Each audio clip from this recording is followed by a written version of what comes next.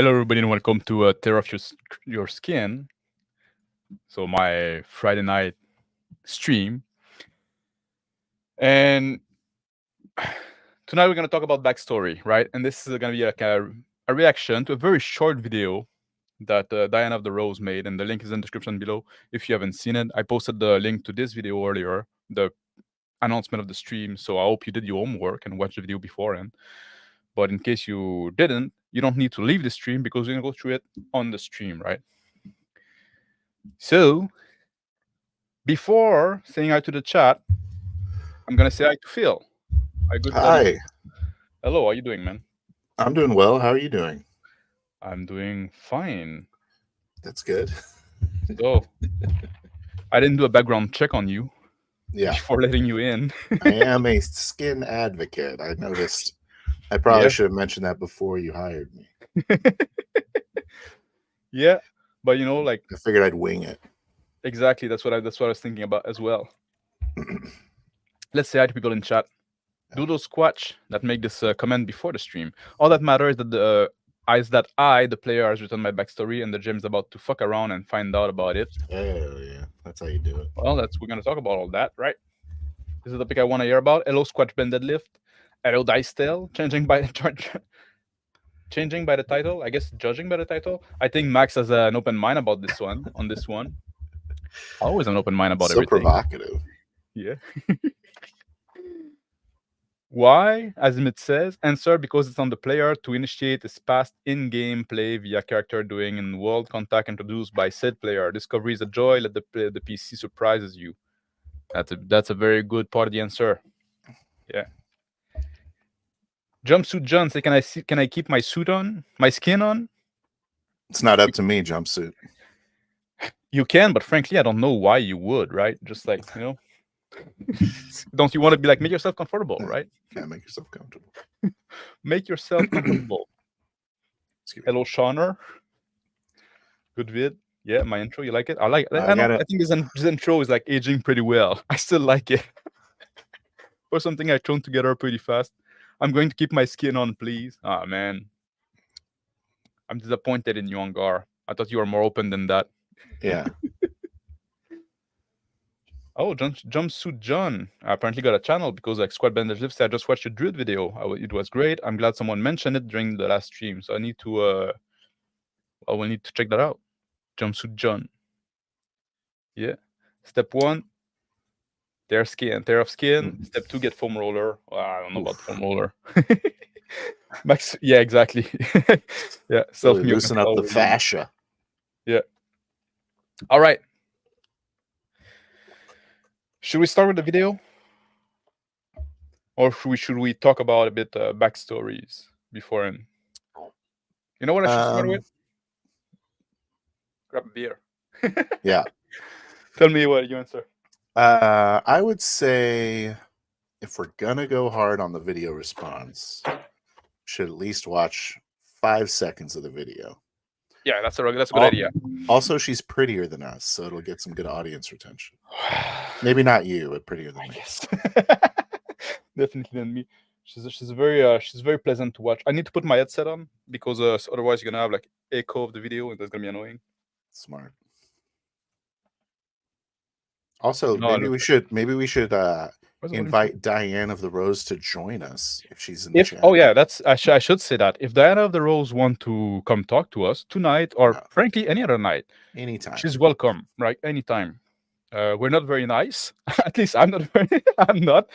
But we'll be on our best behavior. Yeah, we like a lot of your videos. Yeah, I do. Well, yeah. All right. Let's do add to stage. All right. There you go. And let's play that. And I guess we're gonna. I don't know. We'll see. Oh, hello, Justin. By the way. Justin. Let's play that. It always bothers the hell out of me whenever DMs don't read their characters' backstories, but then also don't ask follow-up questions. Like, it's the literal easiest thing you can do to become a better DM. There you go. That's 8 seconds. So I guess we're in the clear now. I've already written a novel over here. Yeah, exactly. Like, come on, now. We got. reading, like, because now, like, she doesn't only say like read your oh, and something I should say right before we go in, because like I know like my usual audience are smart people, they're gonna know that, but maybe we're gonna capture like people from outside of my usual audience, so I need to precise that we're just some dudes on the internet here. Like, what we say is our opinion, and we're gonna propose a solution to problem that maybe you're not having. Then if you're not having the problem, then you don't need a solution, right? So take what we say, for what it is, right? Also, We I think I'm right, but I'm open to suggestions that say I'm wrong. Yes. Yeah. Yeah, exactly. Like I've been wrong on a lot of things in my life, and I'm gonna be wrong again in much more, right? Same. I'm sure I'm wrong about a lot of things already. Yes. So we shouldn't need to say that, but somehow people now they like forget like that. That's implied. Yeah. We're just some dude like talking like, and RPG is something that is highly subjective, right? It's like it's a matter of taste and stuff like that. We can say we're right about stuff, but in the end of the day, what works for you, right? So what do you think? yeah, not only she say like, okay, you need to read your backstory, but now she also put on the GM the extra task of asking follow-up question. So your character, your player, like fucking come back with a backstory. She doesn't talk about the length of backstory. How long is it? Is it 1 page? Is it 3 page? Is it 10 page? Right? But then you have to ask follow-up question. Oh yeah, I paid attention. I took some notes, and then like, and say, well, you know what? Mm-hmm. What do you think about that? I think that I don't want. Okay, so I'm going to be a little bit more of a backstory advocate because I think it's unfair to say that we never discuss backstories prior to the game. Yeah. So I feel like we generated our characters in session 0, and there was a lot of discussion as to what we were doing before we got to where we were. Mm-hmm.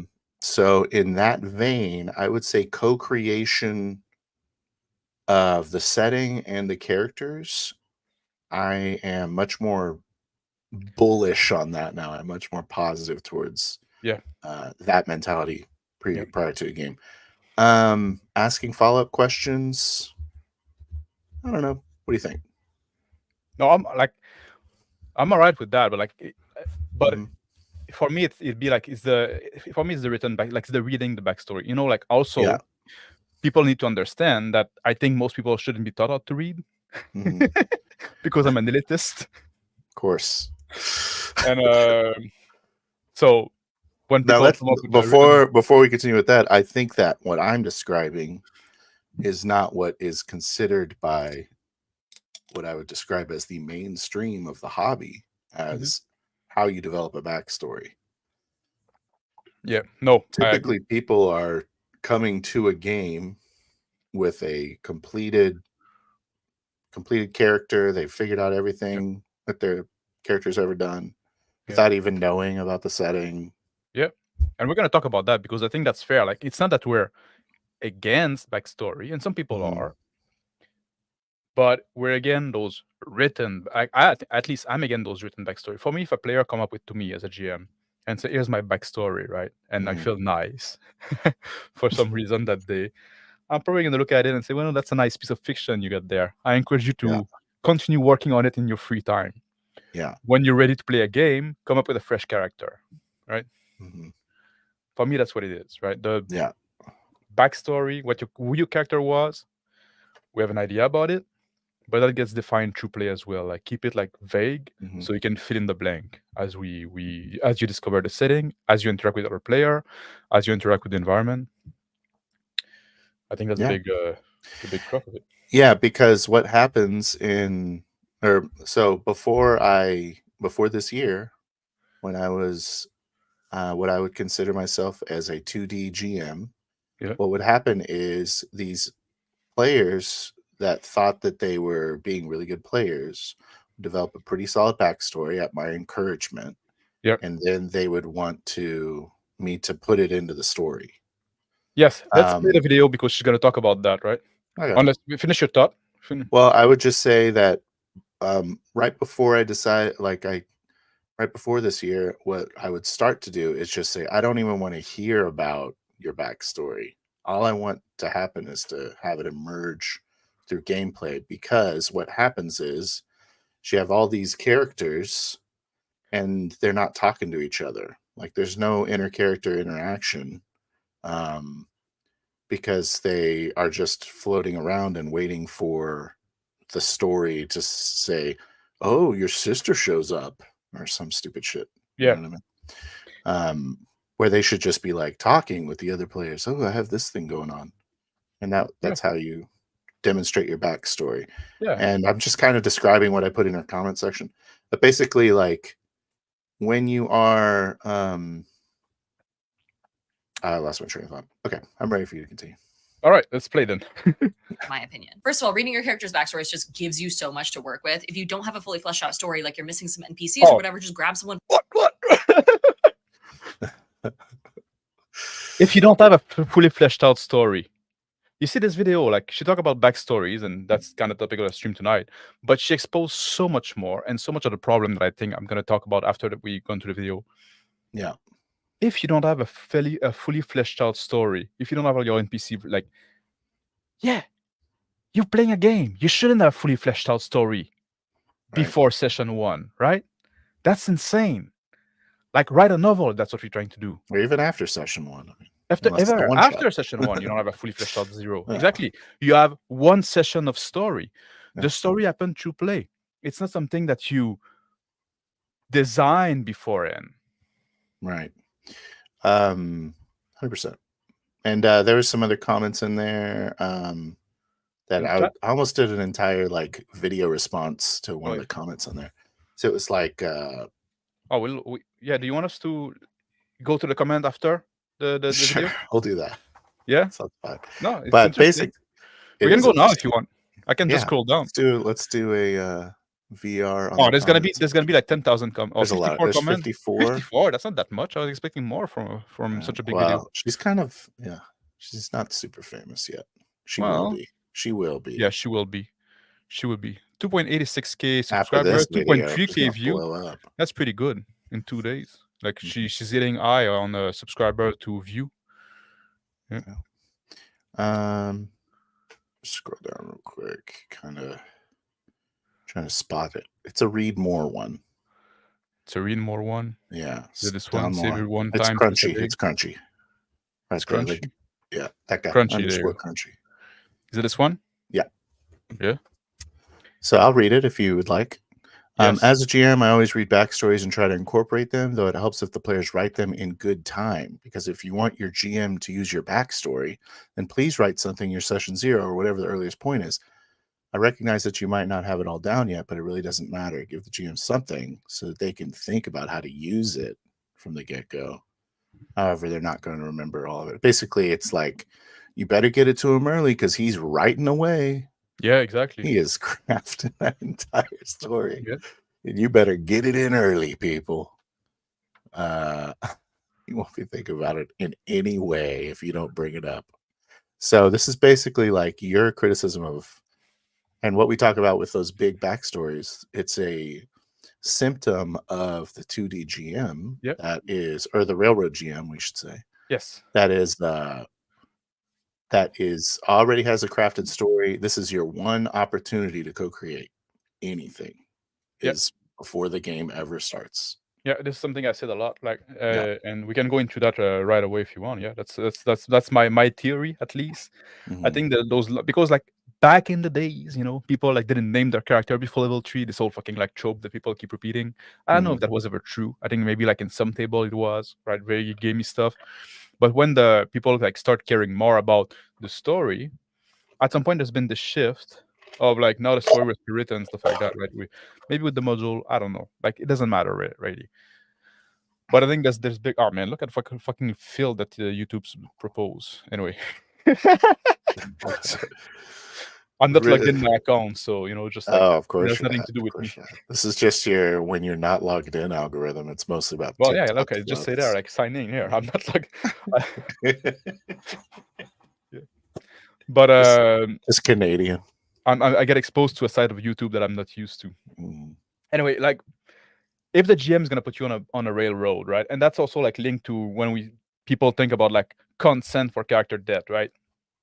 You know, because now like you feel like you made this character, and now you're gonna end this character to the GM, and the GM is gonna tell a story with this character. He's gonna tell you you're gonna be there to roll the dice sometime. You're gonna be an audience member, but he's gonna tell a story to you with this character that you created, and you're just there, like, you know, it's like when you're a little kid and your father like tell you a bedtime story. Not that I ever experienced that, but you know, and then he says, "So who's gonna be who's the hero of that story?" And then you say, "Oh, she's a princess." And then, "Oh, what?" And he asks a few questions, and then he tell you a story about that, and then you're all glad, right? That's what happened with those people playing, right?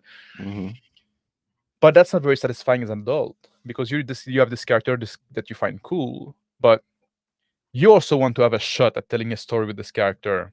So that's where the backstory comes in. Well, let's be clear. Like, storytelling is satisfying as an adult too. Like listening to a story. It's just not what role playing is meant for, in my opinion. Yeah. That's fair. That's fair. But yeah, it's your one shot at telling a story with this character that you created. So because during the game, well, the GM is gonna role play all the characters, so you're just gonna be there to roll the dice once in a while. So you have to tell this. That's and that's also why people get upset. Oh, sorry. Go ahead. Sorry. And that's also why people get upset if the GM killed their character, and in a way that's not satisfying. Goes like, well, man, I just like lend you that character for you to tell your story, and now you're killing it. You know, it's bad form. Very often when I would die as like a 2D player, I would feel like, man, you didn't even give me a chance to play my character. Like that was always like, it always kind of makes you feel bad for that reason. In my opinion, that's how it was for me. Hey, rewind it back 5 seconds so we can break Shauner's heart. Okay. Yeah. Stories just gives you so much to work with. If you don't have a fully fleshed out story, like you're missing some NPCs or whatever, just grab someone from someone's backstory and drop it in. Like if someone, you know, fucking used to work at a bakery or something, and you need a location in a town that is, you know, having some sort of problem, make it that bakery. Instantly, that character is going to have a connection to. You see, this is also like a. That's what we're talking. That's what we want to happen. That's what we want to happen. Make it that bakery, but that doesn't have to be. You know, if your character used to be a baker in that town, right? And then like there's something happening in the bakery, the player should just say like, I mean, I used to work there. Yeah. That's awesome. That's awesome. I want that to happen. Exactly. I don't want it to be the GM's like, it's that bakery. Yeah, exactly. Remember? Yeah. And as a GM, that's fun for me as well, because now I have like, oh, okay, that's cool. Maybe I didn't see that coming. Maybe I did. Maybe I didn't see that coming. Right. Yeah. But now like, oh, now I have to react to that. Okay, now like, and that's all part of playing the game for me. Yeah. As opposed to like the GM throwing you a bone. Yeah. Once every 5 sessions.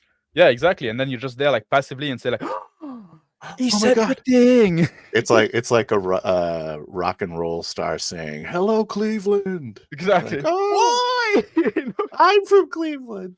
Or it's like fan service, right? In like when they like those Disney Star Wars show, right? Oh, look, it's the character that I read about in the expanded universe. They brought it back. Except instead of fan, it's like should be the writer. Yeah, exactly. Something I contributed is involved. Yeah, yeah. I feel like very like condescending in a sense. Yeah, is it? I don't know. I thought it sounded good. Say that. I agree. Okay, let's try to say it nicer. Do you want to try? Nicer? Yeah. I'll try. Okay, go ahead. So we're saying that it's the player. If the player sees a bakery, there's a bakery in their backstory, they should be able to claim ownership over that bakery. Yeah. Because it's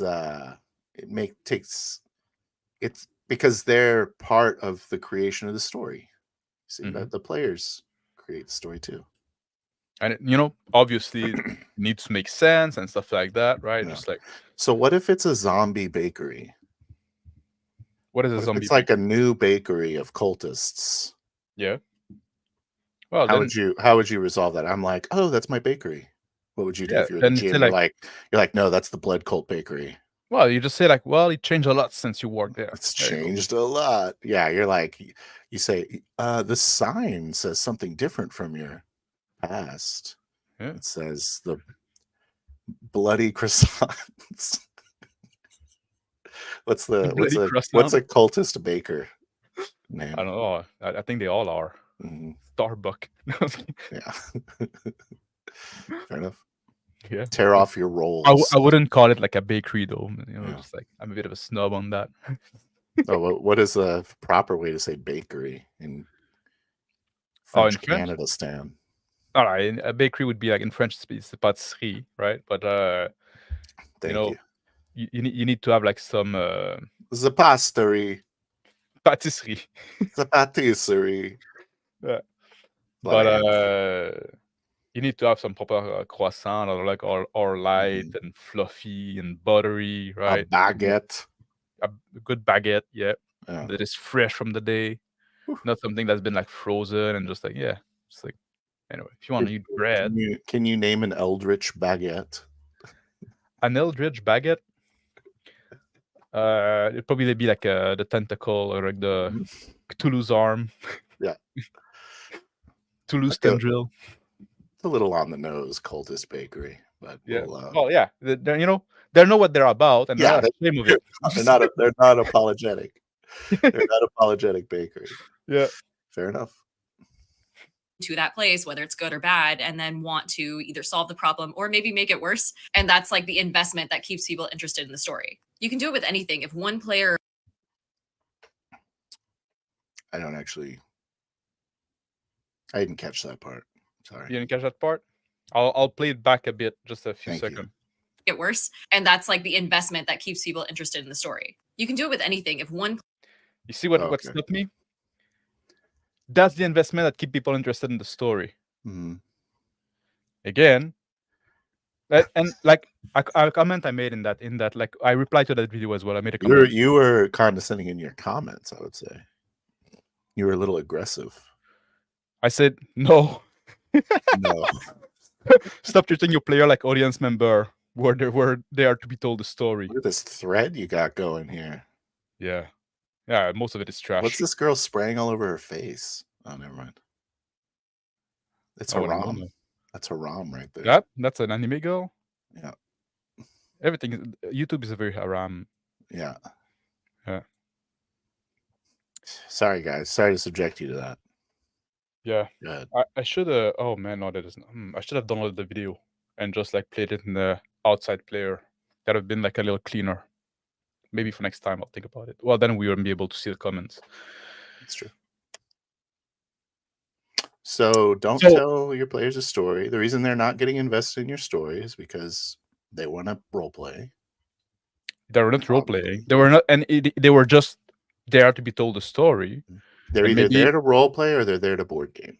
One of those two things is happening. Yeah. Well, now it's like this. Yeah, that's true. That's true. Some players are just going to be there to board game or to war game, so they're not going to be invested in the story. They're just waiting for the next combat. That's another problem in itself. But if you have players that are there to role play, right? Neither of those people are there to hear you tell them a story. Exactly. If your player are there to role play and just telling them a story, they're not going to be invested in them. And just like the solution to that is not to tell them a story. And that's why like people didn't understand like what does reading backstory has to tell with telling your player an audience. And I say like, well, that look, those are the things that she said in the video, right? That's in the thread. Like I said, she mentioned that the player are not invested in and that's why I'm doing this video now.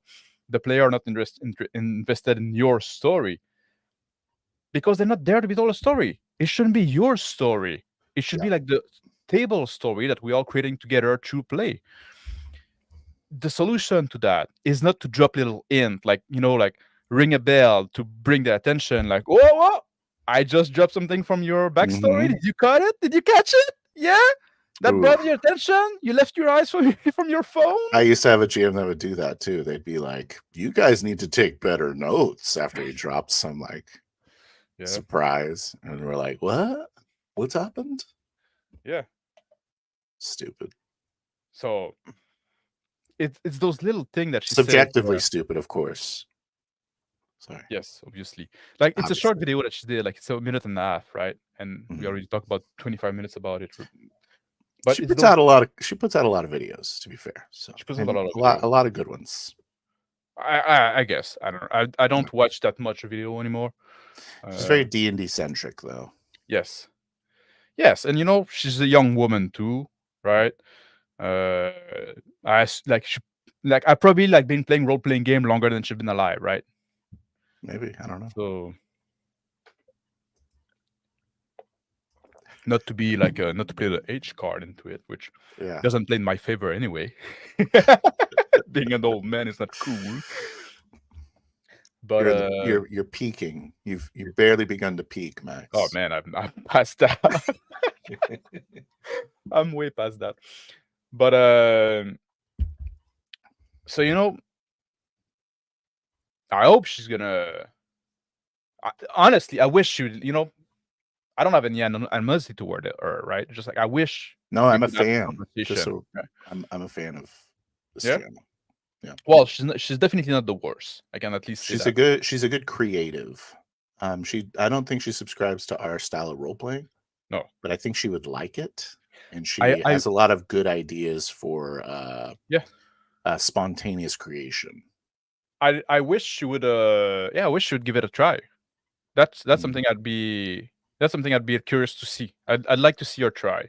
And also, I'm always obviously, I want to promote this style of play, and she got a much bigger audience than I do, right? For obvious reason. Because of those things I said. Yes, exactly. Well, she's pleasant to listen to. She's pleasant to look at. Yeah. So Anyways, it is what it is. Yeah. The name of the game. But so, play it out. And if I could reach her audience, I'd be happy with that. Yeah, please play. Player had lost their mother to a cult that existed in the nearby area. She was ritually sacrificed or something like that. And then another player came from some religious order a long time ago that they left and ran away from because they were evil. Then So a player should be able to mention that their mother was killed by a cult before they get to the cult. Yeah.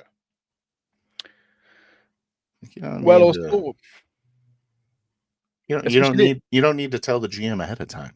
Especially this is not the kind of stuff that is gonna happen. If you have active player, that thing should come up, right? Yeah. And when they let you know that they were killed by a cult, you should be thinking, "Where's the cult?" Yeah, exactly. Exactly. Not thinking ahead, in that game, in about 10 sessions, there's gonna be a cult. Yeah. What the fuck do you know? Where the fuck do you know where the game's gonna go? Where the fuck do you know how long the game is gonna be? Stuff like that, right? Just to borrow a genreism, if this was a movie and one of the main characters mentioned that their mother was killed by a cult, you're expecting as an audience member that there's going to be a cult in the future. Yes, it's like the Chekhov's cult, right? Yeah, exactly. Go back to that, right? Just but and this is also then the kind of thing that's gonna happen if you do a campaign. That's not gonna happen in session 1, right? There's gonna be some build up to it. Otherwise, even if you're doing that, that would be concept. You can do that in one shot, but then that's something we define earlier in the in the prep for the one shot, right? We say, okay, this is the game I want to run. Your mother was killed by a cult, and now you going there to get revenge, and that's what we're doing, right? Unless they bring it up real late in the session, I am inclined to bring it up in the same session they do.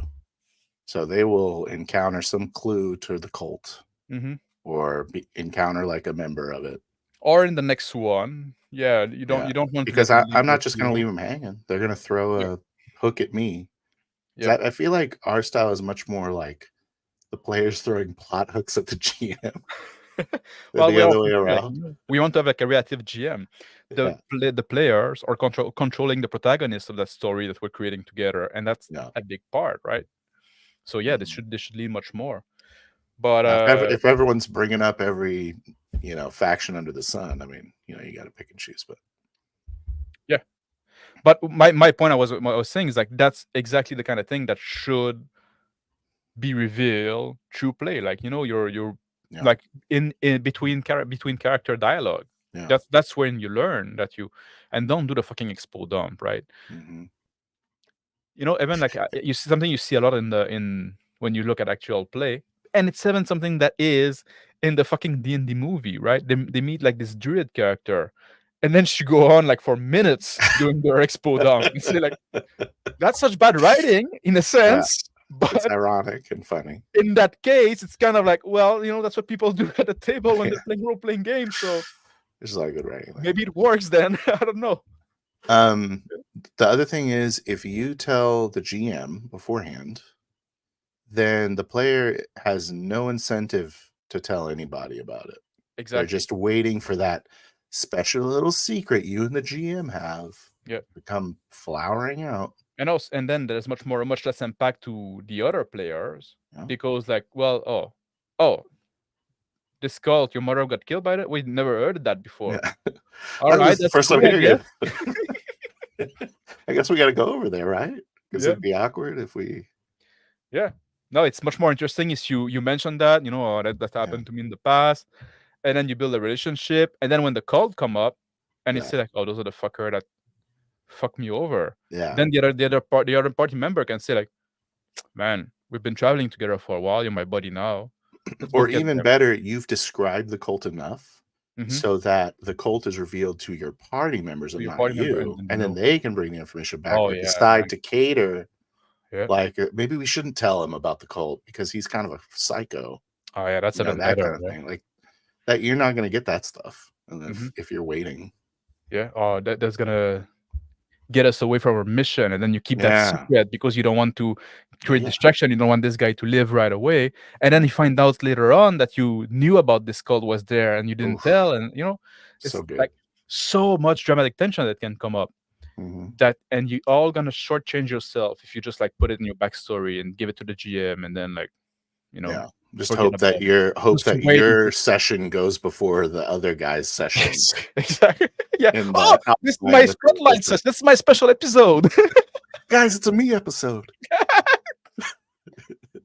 Yeah. All right, let's play. Let's try to get a little further in that. So that player's former religious sect was the same cult that sacrificed the other player's mom. Because the moment that they figure that out between them is going to be fucking wild for roleplay. And it will strongly affect how they want to tackle the problem. Having that connection. So she's she's the one that's tying this backstory together. Exactly. That's something that would be interesting. But like again, like if that wasn't your backstory, then the player doesn't have or just waiting for the GM to brought it up. Then it's much like you could, if you have good player and active player, and having good player, active player, something that you train, right? You're just like, or on the contrary, you train your player to be passive by just telling them a story.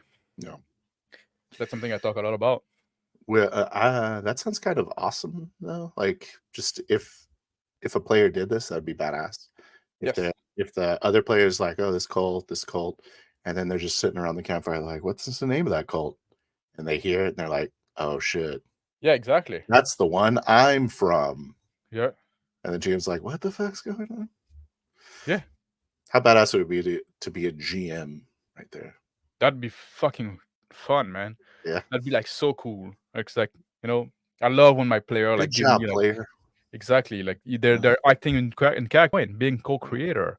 Now you can weave those story and just like it's so organic. And you can reach like level of drama and emotion that now when you do that organically and the GM has a story written out, and they can just crumple that garbage up and throw it right in the trash can. Yeah. Because we're moving on, buddy. Yeah, exactly. Like, who care about your story, right? Just like, forget about it. But I will say that I think that it is more, maybe it takes a high caliber player to do that move. I think it's more likely to happen with the GM doing this stuff.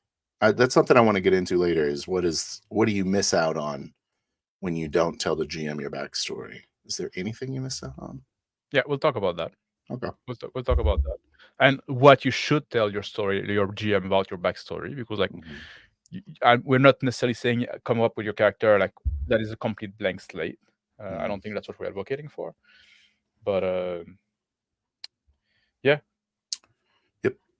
Let's play. Really raises the stakes. I will also say as a DM, you should be asking your players questions to kind of like lead them into building a better backstory. So if someone comes to you with just like a bare bones sort of thing, like I used to be a farmer. I had a brother, we used to farm corn. Start asking them questions, tease it out of them.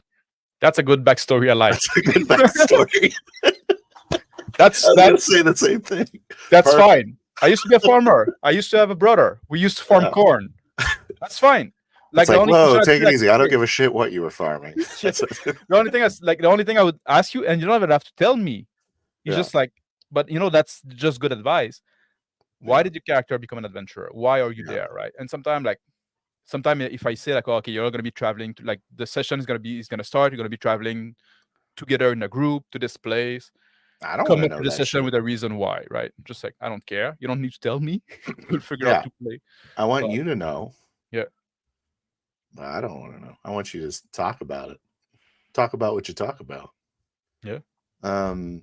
But at the same time, when we're doing those session zeros, those questions come up and we talk about things. Yeah, but no, we'll talk about the way we do session 0 as well. And Okay. we've put some session 0 that we did live, right? So you can go Yeah. and watch them. I think they're interesting. We didn't put the one up. Oh, we did do the character. We put up the character creation one, right? And not the other one. For the Rising Sun? Yeah, we put up the first one, not the second one. We didn't put the second one. No. Did we record it? Yes. Oh, we should put it up. I don't know. No. Would not be enough. All right. But it could have been just in the same session. We just have went a little longer, right? Just like, yeah. Let's keep playing. We're almost at the end.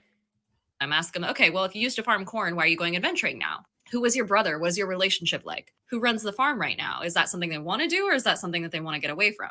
Don't overwhelm them. Just do it a little bit at a time. Like, why do you need to know all that before the game start, right? Just like, that's all like superfluous information, no? Mm-hmm.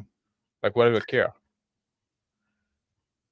If you want to talk about it in character during the game to another character. How much time do you need to know that? I don't need any time to develop the personality of a frustrated farmer.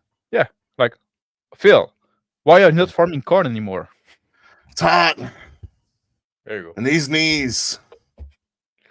There you go. Now we know you don't like the heat, and you have some bad knees. Shit knees. Yeah, there you go. Yeah. You don't need to say like, oh, there's an orc invasion that took off my land, or like, oh, the taxes are killing. Well, that the tax thing could be fun, but yeah, because now you're also like putting something in the world. But, yeah. So, yeah, I don't. So the player in that situation, if the player wants to decide those things, then it needs to come up in conversation. They're gonna be like, they're gonna be like walking up to the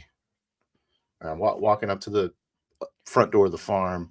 All right, guys, this guy, he's not gonna be happy to see me because I left him with the farm, and just kind of like flesh out a little bit that, and the GM can take that, flip it on its head, and all of a sudden he's opening the door and he's happy as shit. You don't know why. The prodigal son kind of situation. Probably because he's been brainwashed by the local baker. Yeah, now he's part of the cult. He's like, no, actually, like the Tulu arm baguette are made out of corn. You guys want some Cthulhu arm? Which is evil. That's what they do. That's the evil they do. They make baguette out of corn. Yeah. But like, I think also like one reason that she want to do that before, like, not in the game, is because like the answer would come up are gonna be like usually fairly mundane, right? Yeah. But I think a lot of like new player, they want to make their character so fucking cool and unique, right? Before the game. Mm-hmm. No, make your character like, your character is just starting the game, right? Just starting is adventuring. Like I often say, the interesting part of a character's life should be seen through play. Shouldn't be done like off camera in the backstory, right? Oh, you did all this cool stuff happened to you, right? That's fucking boring, right? So yeah, the stuff before you want to adventure should be boring, and your character can become interesting and become badass through adventuring. Now they would want to say like, oh, so why are you not a farmer anymore? Oh, there was like this, and they're gonna add like another 10 page of backstory. This whole like fucking drama. No, it was hot and my knee hurt. The money sucked. Yeah, I guess there's 3 seconds left. We probably can finish that in one go. All right. I'll try Let's to. try. I'll try to keep my mouth shut. And in the end, you guys are both going to be way more excited about those characters. There you go. That's actually kind of worth commenting on. Are you more excited about my character? One of my favorite mechanics that I've implemented in my D&D. Sorry. We started going into your playlist there, I guess, at the end. Oh, it's, by default, it's going on autoplay. Yeah, just, That's fair enough. yeah, I don't know if it's worth commenting on. Are you more excited about the character now that you have a backstory? Yeah, probably. I'm sure the character is a little more invested. No, I don't know. The game. I don't know, because I find like for me, discovering what this character is gonna be is very interesting. Is very exciting, right? I got this character. I got the broad line, the general idea, what it's about. But it's through play that I'm gonna really figure it out, right? After the first, in the first 20 minutes, now when I'm interacting with the world, interacting with the other character, now I'm seeing who this character is, and that's for me very exciting, right? So your character in Rising Sands is very unique. He's like a necromancer warrior with a spirit cat. Yeah, that's not a corn farmer. No, but also there's a deep level of stuff that has happened to him beforehand. He's level 5. We're starting level 5, which is in World Without Number. That's like halfway, there's 10 level in the game. Like level 10. Yeah. So it's fairly high level. So did you have anything in mind as far as a backstory going into Rising Sands? Not really. Yeah. I knew I wanted him to be, because he was a necromancer, but I wanted him to be religious, right? He's a magic user, but I say a necromancer, but I say, you know what, I'm gonna make it like almost a cleric spin, right? So there was that. I don't know where the cat comes from still. I assume this is gonna come sometime. I have the spirit cat for some reason. I don't know. I know he's been with you for a while. You mentioned that. I mentioned that. He's been with me for a while, right? Yeah. I don't know how long exactly. For a while. What does that mean? I kept it vague. If at some point it become important or relevant through play, then I can increase the resolution, like we often say. You start with a lower resolution character and you increase the resolution as you play. You have a lot of weird physiological quirks about your character too. Like he doesn't need to sleep. He's not affected by temperatures and all this kind of weird stuff. And pain, yeah. Yeah. So so that's like an unusual thing about your character that come from mechanical stuff, but just that's interesting. The sword that drain life. What the? Yeah. I said, what the? Yeah. It's pretty good. But all those things, right? Just I thought it was cool mechanically and give a cool visual and stuff like that. But I can define it later, as we play. I know also he was a noble. That's from the background I picked. So and now I'm a cousin of the king, and I didn't put too much thought into that. But in the last session we played, when they're your guys were talking about doing a usurpation of the tyrant and putting you, a commoner, on the throne. My character wasn't cool with that, and that's something that came up through play, right? I just I didn't know how we'd feel about that, but oh, right, maybe this is something interesting there. Yeah. I think my character was also most of the stuff I had established was where he was at that moment. I don't think I ever really thought about what happened to him before. Just he's a leader of resistance, or a hero of a resistance movement. He's got a big family, desert nomad type warrior. Yeah. It's probably going to be a little bit of a assassin. And a lot of it, because also we're playing a high level character, and then you link stuff from the mechanical stuff you got, right? Just before we go a little further, should go back to read the chat a bit, because we didn't pay much attention during the video. Written Lies say, I used to write the shit out of a backstory. And was that at a point where you were being told a story by your, what was the motivation behind that? If you're still in chat and you wanna reply, we're gonna go back to it later. Well, so this is kind of unrelated, but the reason I picked this background today is because it's Wild Hell. Every one of those characters went to jail for a reason. Yeah. And I Oh. encourage my players to pick a reason why they were in jail. Yeah. So that'd be a backstory that I wanted people to have. Yeah, but that's also like a link to what I say. Like when I say like, oh, we're gonna start a session, you're traveling toward this destination X. Find the reason why. It's the same thing, right? You're all gonna be dropped on this planet. Find a reason in why jail. you're in Find a this reason moment. why, right? Yeah, That's like the impetus. Like, and I think that those are fine. Yeah, it doesn't have to be years. And also, we're playing Traveler. You have like a whole built-in life's path. Yeah, that's something we can talk about as well later on. Yeah. Having session 0, I think they're great. To be honest, I agree too. I'm gonna make a. I'm gonna make a video about prep in 4D, what it is. Yeah, I'm pro prep now. Pro prep. Well, now we're doing like a collaborative prep, right? And even like in the Rising Sun, that's what we did, right? We did like we did 2 actually. Did like quite a bit of it. Could have been 1, but you just like came up and said like, okay, what the world is, right? Because like Crispy, like he didn't like he came in like, so I want to run a game of a world without number. Did he add anything before we met together? He came up with the idea of the like chaotic fields of magic that were taking over reality or something like that. Oh yeah, the Eratas, or what are those called? The Aratu. That's in the book too. That's in the world. So he's just pulling out like yep.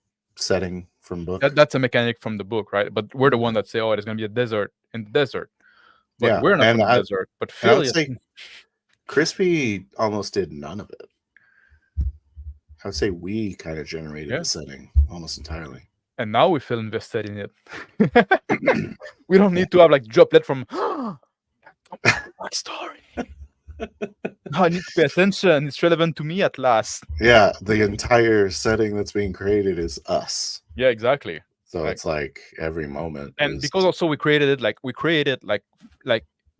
when we created, we put like some big line, we put some big block, but we don't put a lot of detail in it. We don't detail them. We detail them through play. And now we have those ideas that we find are cool, that we put in place, and we want to explore them, right? We want to figure out like, oh, this console of iMage. Okay, how does that work? We don't know. We don't know. We just know that it's a thing, right?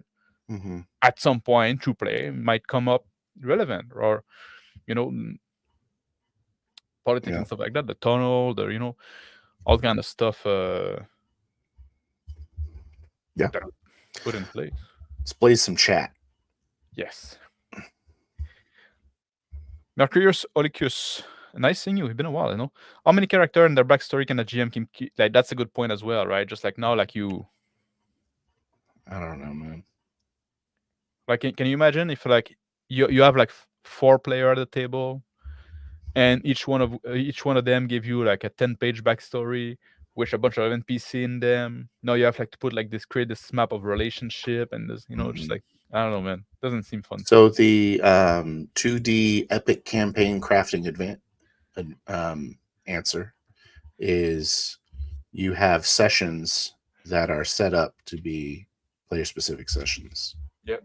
And that's how you keep track of the backstory. It's like, do I care about backstory for this character yet? Nah, I don't give a shit till right here. Yeah. So it's like a totally different planet, those types of games. What's chat backstory? Not the individual, the chat itself. Well, it came in with YouTube. Yeah. It's being developed as chat continues. Yeah, and it kind of sucked, to be honest.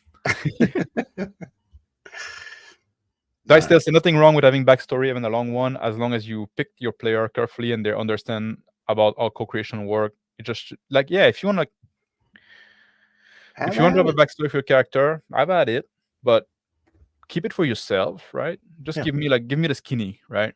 Give me what's important, what's relevant, and also like be fluid, because that's also a problem with if you have like people that create long backstory. They have like it creates like a more rigid idea of who the character is before the game start, and then the game start, and then like the tone is set and the world is created and they interact, and then it doesn't mesh very well, and it creates like this friction between who you thought your character would be before the game start, and now like who it kind of needs to be to work in that game.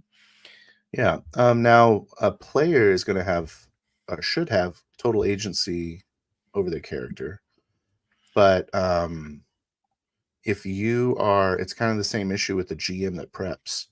So if a player has a very specific backstory, then it's like they're playing the game and they feel that need, like a GM would feel the need to shoehorn in the prep that they've done into their play. Yeah. And it makes it clunky and it makes it less immersive, in my opinion. Yeah, I agree. It puts a lot more pressure on the player.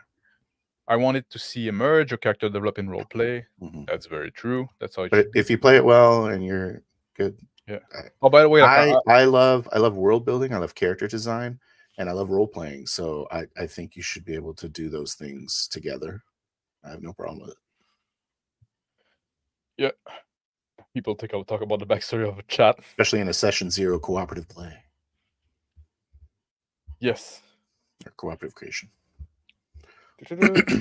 I just want to know the potential NPC in your past. That's all I need. I don't even need like that much, to be honest. What do you need in the backstory?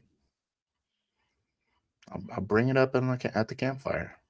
Bring it up at the campfire. But you know, like if you're gonna start the game and you want to tell me like, okay, here's who my character is, here's what it's about, right? Is this, is that, is that. You know, 2-3 sentence max, like very short. Like you can say, you used to be in a cult, it's almost as slave. long as you. Sorry, go ahead. No, go ahead. He used to be a slave. He ran away. Now he's traveling the world. That's plenty of backstory enough, right? And then you can add an NPC in that. Oh, this is it's almost as long as the premises you make. Yeah, it's basically what it is. About as long as the GM premise. Yeah, and then let's move on. Let's make a game.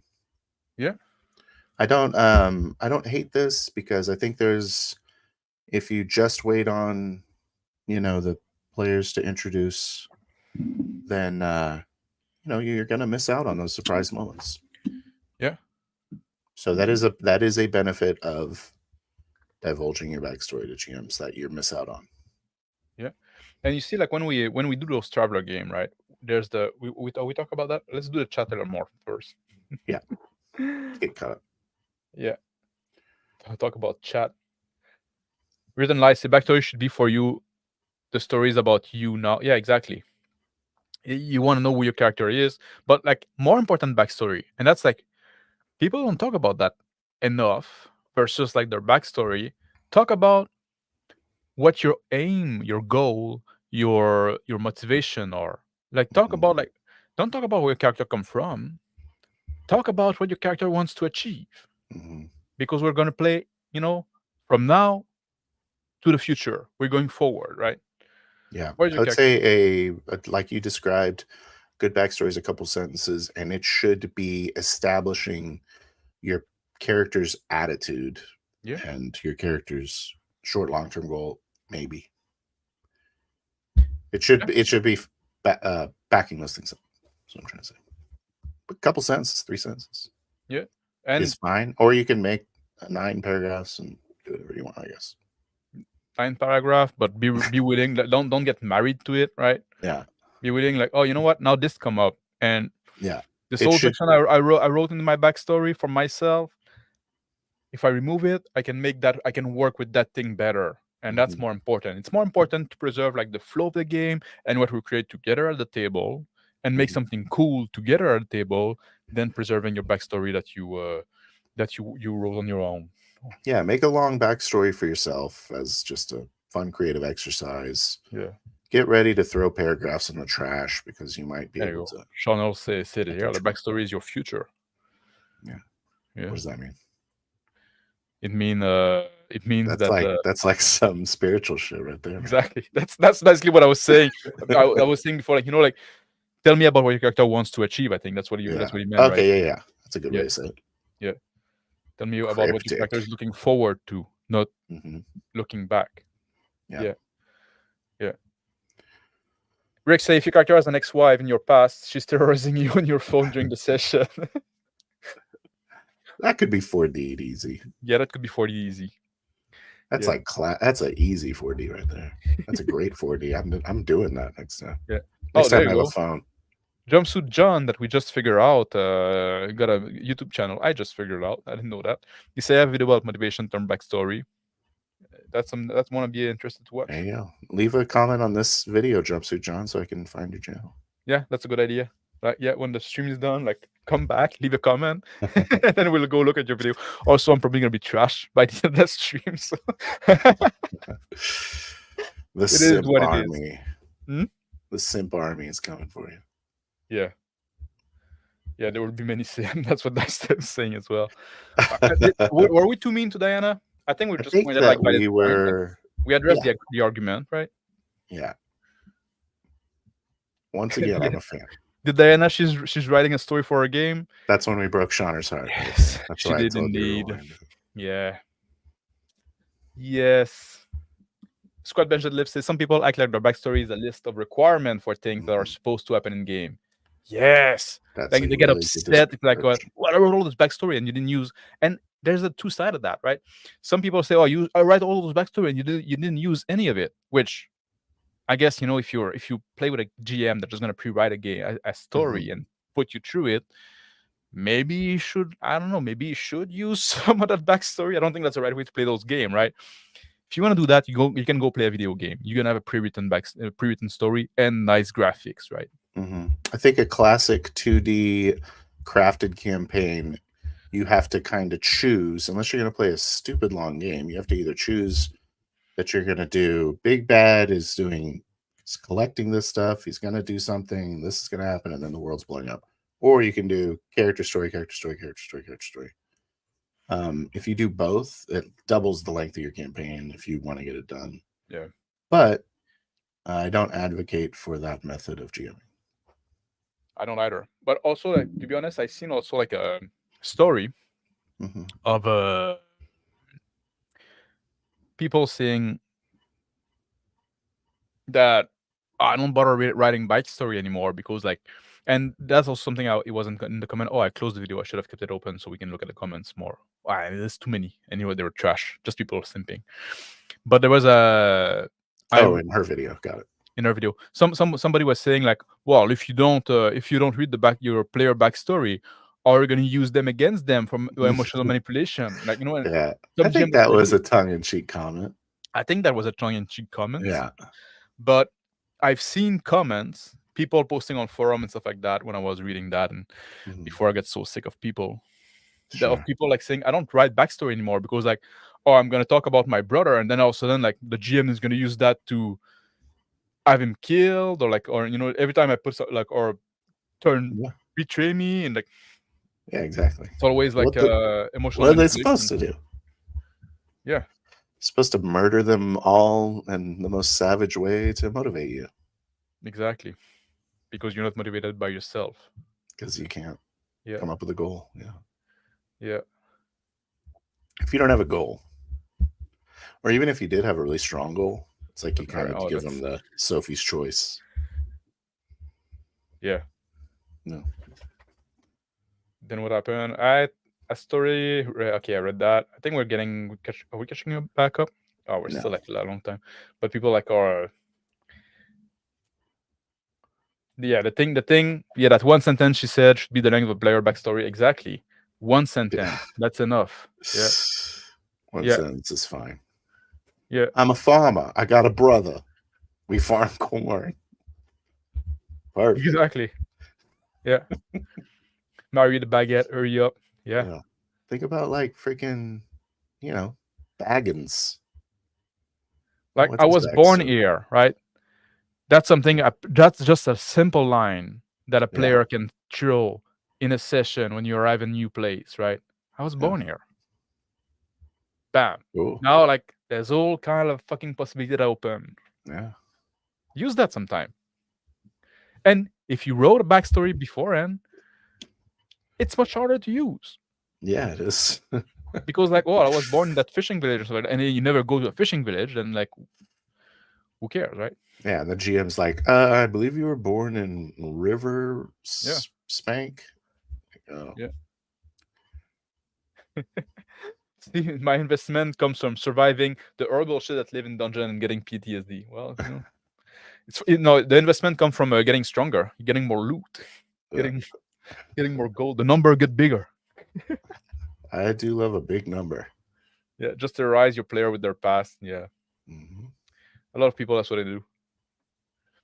Okay, player, you walk in the kitchen. On the other side of the table is Chris Hansen. You say we need to talk about your past email. Oh, is that Chris Hansen, the To Catch a Predator? Yeah. Oh, yeah, that's terrifying. Not that I anything to worry about. I've seen your algorithm. I wasn't signing. Like, I will never play a video there, share a video where I'm signed in. Well, you'll see also like what I watch, like all like music stuff and motorcycle stuff. Of course. Yeah. I was a player in a game where the GM did that for 2 years straight. It's tiring. Yeah, just like I guess you're assuming just like it's like picking out NPCs from backstories and murdering them. Yeah. To drive plot. Her personalities. She's better than most. I agree with that. I would agree with that. She's better than most. Yeah.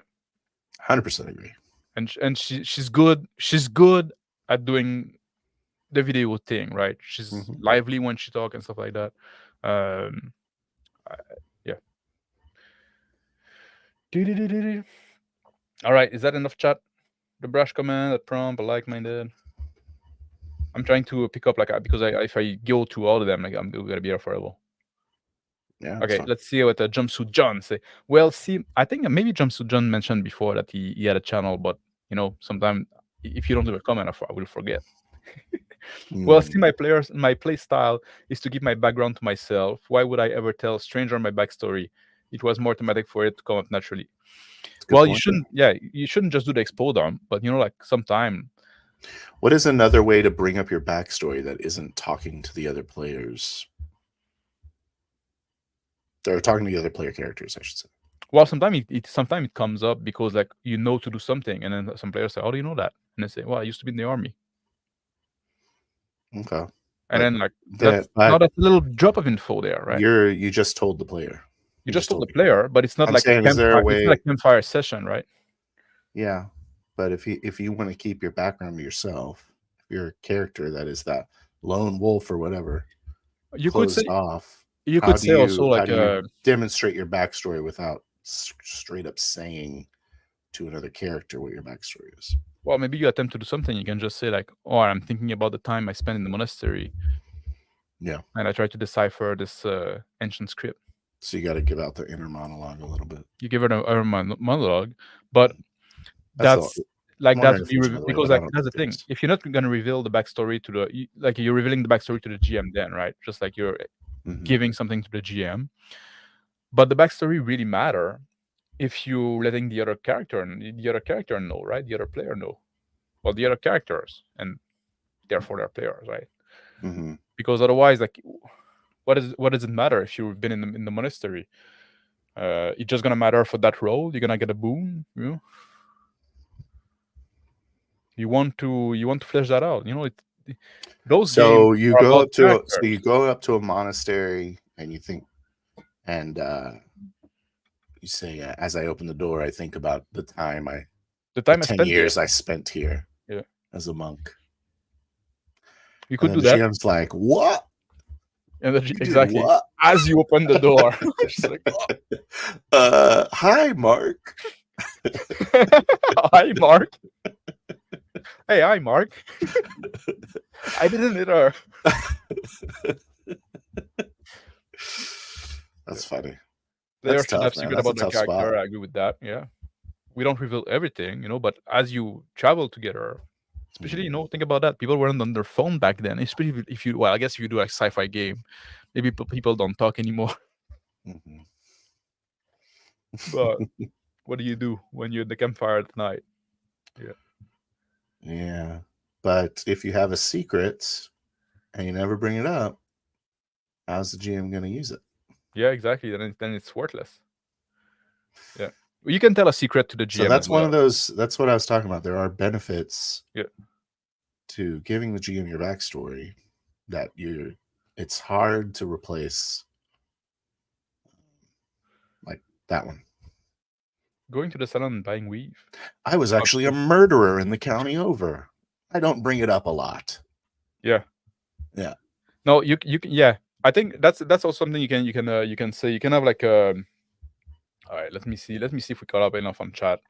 Let me quickly look. If you see something relevant, Sure. there will be a misshapen baguette in my next Call of Duty game. Very ominous. Good. This baguette, it is misshapen. Certainly the work of an evil cult. Sacre bleu. Sacre bleu. That's what I say. Yeah, it's correct. That's what we say. I say that all the time. Mm-hmm. Yeah. Baguette in the desert. Unite the next Pathfinder session. Yeah. Nice. Sandy baguette. I quit being a farmer to meet woman in the dungeon. Yeah.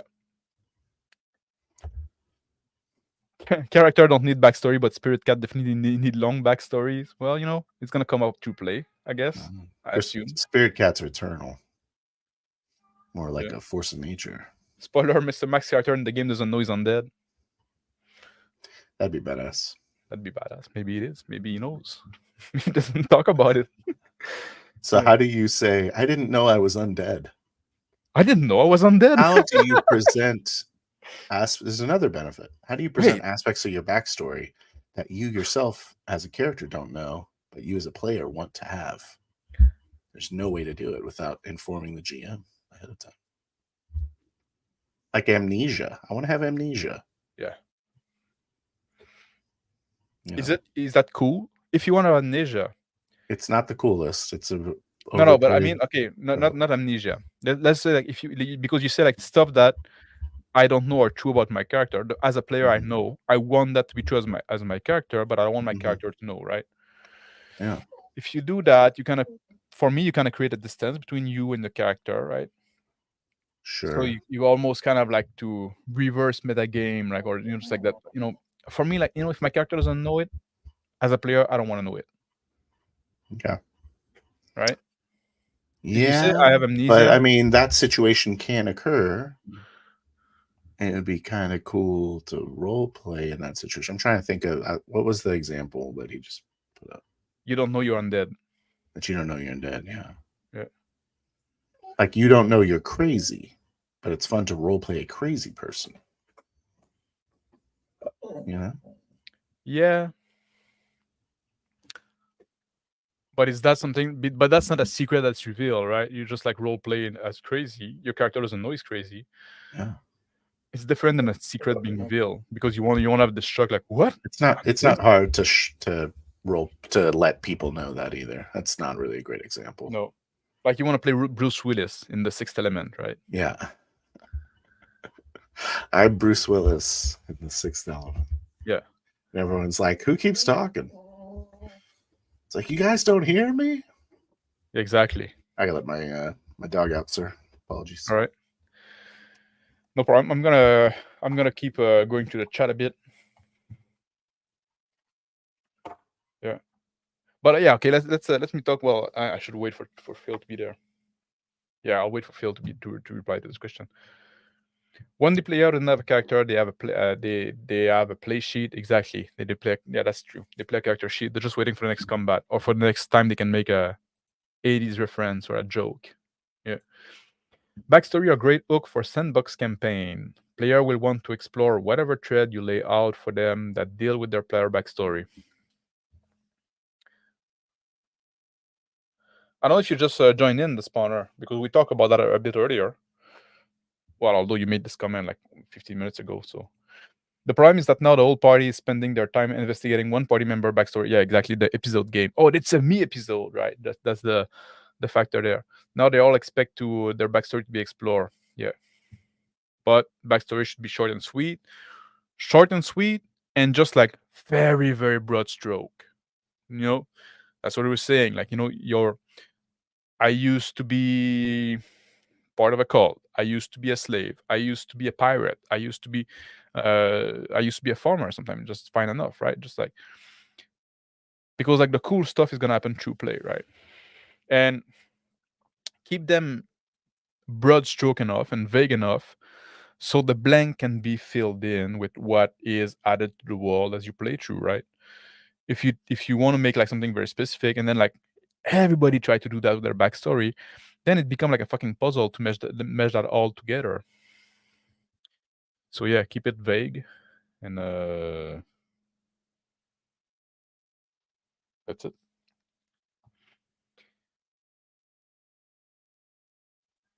How about what you did last week? That is a good tool for starting a character. Oh yeah, or Sean often talk about that. Like your backstory is what you did yesterday, right? Yeah.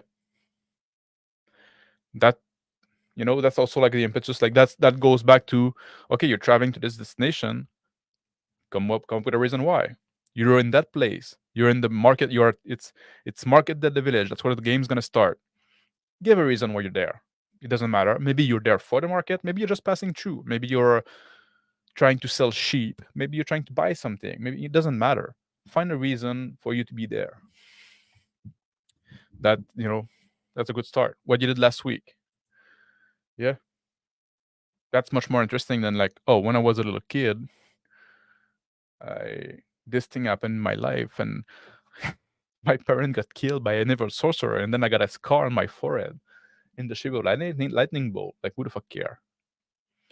You're trying to make your character like a chosen one. Stop it.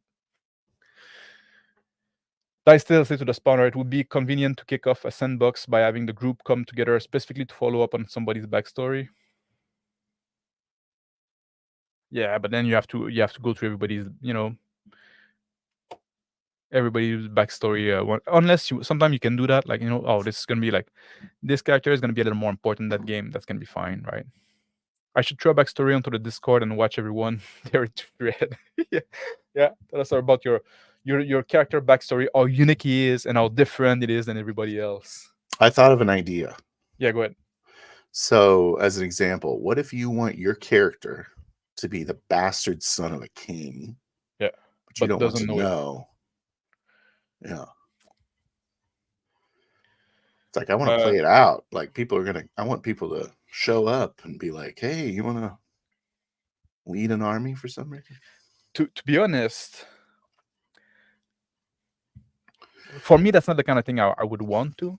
It's kind of a weird thing, yeah. I could say, like, I could tell the GM, like, maybe that's something can be discussed in your social contract in session 0, whatever. So, like, how much, like, you want to add something to my player that my player don't know about. Like, you can just say, like, my player, like, there's some secret he doesn't know about his past, and then you leave it in the end of the GM, and then the GM can come up, and then, like, because then when my character is surprised, I'm surprised as well. That's a good way I think I would like that better. I agree. I think I would like trying to plant the seed and hope that at some point it come up, and then never. And then that's I thought it was cool about my character. I didn't know that thing would be true, but doesn't know about it, but it never came into play. And then, like, the seed become bitter, right? Yeah. So I would avoid that personally. Okay. What do you think? I think I would much rather play the version you described. So yeah. So I don't care about the version. That's like my thought on top of my head, that you just, like, bring it up like that, right? Yeah. I just, like, for, like, sometimes something, like, I say, like, yeah, okay, I can see how it could be cool, but sometimes for me it's not worth it, right? Everything it's all a matter of trade-off, right? Like, there's always something like, yeah, this concept, this could be a fun idea, but it's gonna have those costs, right? Yeah. Is it worth it? In that case, I would say no. No, because I'm gonna. Yeah, I agree. Yeah. Shauna said we're neutral about her. That's good. That's what I was trying to be. Yeah. Neutral to positive. Kind of all over the place. I wanted an implication of negativity layered with a heap of positivity. Exactly. That's what I was going for. I think you nailed it. That's good. Write a 4-page backstory and then discover 2 episodes in that you're not that guy. You're actually a doppelganger. You're not your backstory at all. So that's kind of what I was describing. Yeah, that'd be a good. That would be. I want to do that as a GM. It sounds fun. Yeah, but then you have to surprise someone. I think that needs to be discussed beforehand. In the kind of ruins it, though, right? Well, just like in general, like like you're gonna have like stuff in your. Well, I guess Do you guys kind of mind ruins if I that. Like, have you dark don't know how the player secrets is that gonna you don't take know it. about on your characters? Yeah. You don't know how the player gonna take it, right? It's a big change. Like, oh no, you're not that guy. Actually, you're doppelganger. And so Yeah. like, well, you know what? I don't want to play that. What if Kinda sucks. you die? Justin gave me this idea. What if you die in my game, and then I make you a Highlander? And you're like, oh, Do you want to play that? well, I love Highlander. Yeah, So but like yes, like it's kind of a gamble, right? Just like yes, I do. yeah, All right, you're good. Good. you get killed, and then like suddenly you find out that the world is like Dark Soul, so you Yeah. just like come back at the bonfire. Yeah, that could Perfect. be cool. I like Dark Soul. I guess it depends, right? Or Why just is like, there a bonfire? well, it's all started You'd when be the like, world was that's what dark. all these swords and cinders Yeah, are for. those coil swords.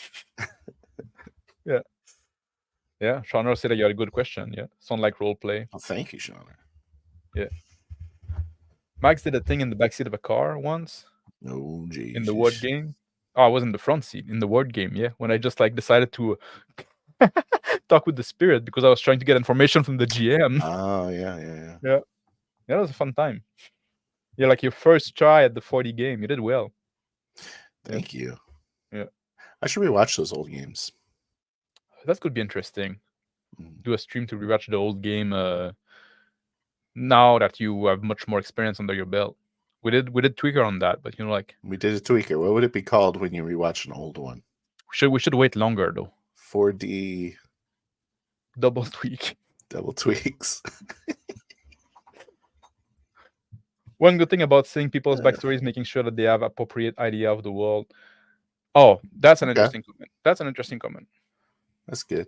But when you're co-creating the entire world, everyone has a really clear idea as to what's going on. And also, like I often say that as a GM, even we don't do the co-creation of the world, right? Mm-hmm. I often say you should keep the world fairly vague, and like I don't like world that go too crazy and try to be too unique, because first the world is not the star of the show, the characters are, and if you try to make the world too unique, it becomes very hard for the player to make assumption about the world, and then like they always have to probe and ask question and try I'd put the setting on par with one character. With one kind of character, like the GM's. For me, the setting is really a place for the character to evolve in, right? Yeah, but like Wild Hell, the setting was like a huge part of that game. It should have been. It should have been. Well, it is. I don't know that it was. It is, but it's not like crazy. It's a prison planet. Yeah. It's a jungle. The rest we figure out as we play. Yeah. There you said that thing. I know. Okay, I can make assumption from that, right? It's a prison planet. It's probably not going to be very pleasant. It's not going to be a beach like a tropical beach, right? A tropical like resort. You say that's all the GM's doing. It should be as much. Yeah. Yeah. But it's the same idea as the backstory, right? Your world backstory, like you can have like more conflict and stuff like that. You can think about those kind of stuff, but again, keep it fluid, right? But you can say like, there's this empire, it is run by this family, and now they're about to go to war with this other kingdom next to it.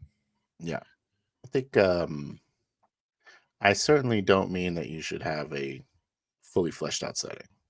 Yeah. So I agree with you on that.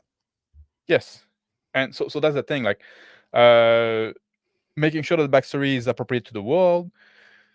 If you keep both fairly low res at the start of the game and you increase the res as you play, you add more detail as you play, then you can mesh the two together much easy. It's give and take, right? The world adapt to the to what is developed by the character, and the character at the same time. Yeah, exactly. And that's what's so great. That's the weave that people were like going on about in the weave it in the chat earlier. Yeah. Jumpsuit John say should caveat. I don't hold my backstory out until the situation is relevant. It's not like I just clan up and never talk about it. Yeah. Yeah. So he's saying he talks about his backstory? when it's relevant. Yeah. But it doesn't It's like like a weird kind of double negative there. It's confusing me. Yeah, you have Sorry, to. Jessica John.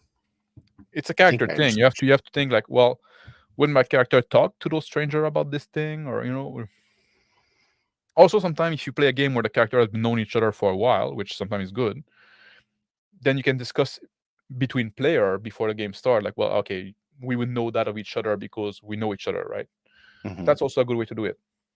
And then sometimes it's one character telling something to a third character about telling something to another character about a third character, right? That can be a way to go as well. That's that's something I like. Sometimes having like, we're gonna be like 4-player. Well, those two guys know each other from beforehand. You two guys know each other from beforehand, and we're working together, right? Something like that. And sometimes also, like in the Fear City game, right?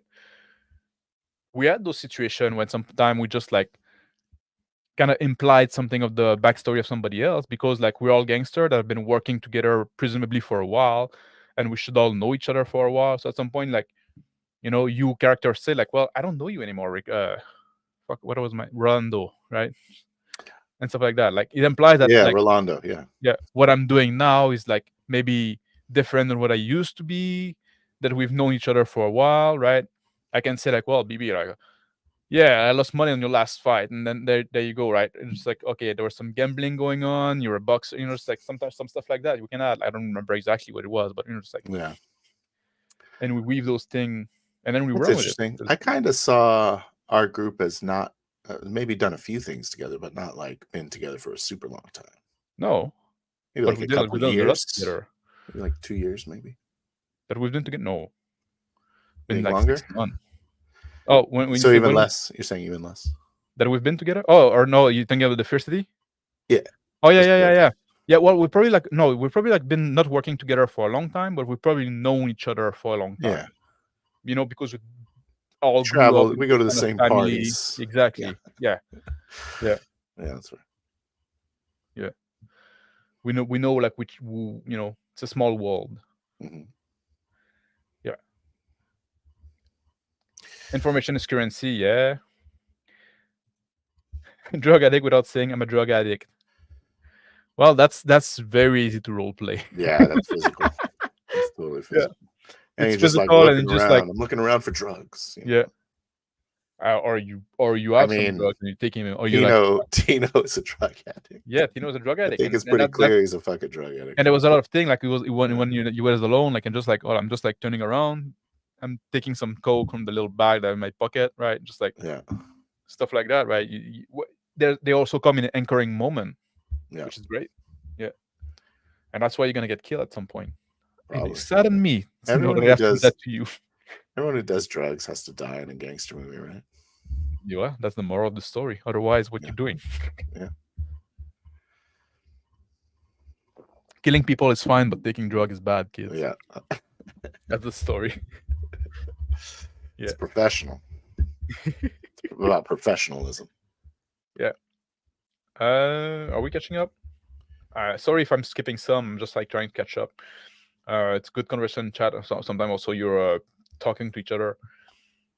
Do those questions I pulled surprise from player passed before, they were fine with it, but those were friend, not stranger. That's also a big part. Just like it's also part of the social contract we often talk about, right? Just like set up the boundaries.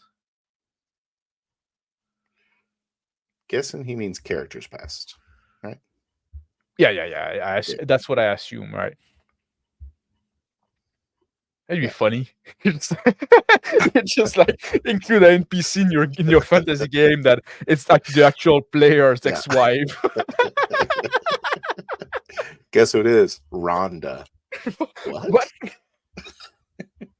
You're never good at anything. I gotta get out of here. I don't know an ex-wife sound. I never had one. Yeah. That's it. It's probably pretty good. Why is it everybody wants a backstory about being a bastard son of a king or a disinherited whatever? How about my mother was a prostitute? My mother was a prostitute. Yeah. Well, you have no idea who your father was. A prostitute as a backstory, actually. Yeah. And you have no idea what your father was. Maybe he was a king. Maybe that's what you tell yourself too. Maybe that's what your mother told you. Maybe it's a lie. You don't know. The twist is you're both of those. Your mother was a prostitute, and you are And a the father bastard. were your king. Yeah. What if your father was a prostitute? Yeah, That's not as good. sounds gay. Kind of. Well, I guess it's not if it's your father, right? But your mother, for some reason, went to see a male prostitute and got pregnant from him. He's just a capitalist, That's heterosexual. fucking sad. It's very profit driven. Yeah. Can't Tweaker hold it 2, against 40 in review. Yeah. 1 year later, right? Like the Yeah. what is it? 20 year later is the sequel to Ooh, the you know what we King's call Spear. it? Flashbacks. Oh yeah. 4D flashback.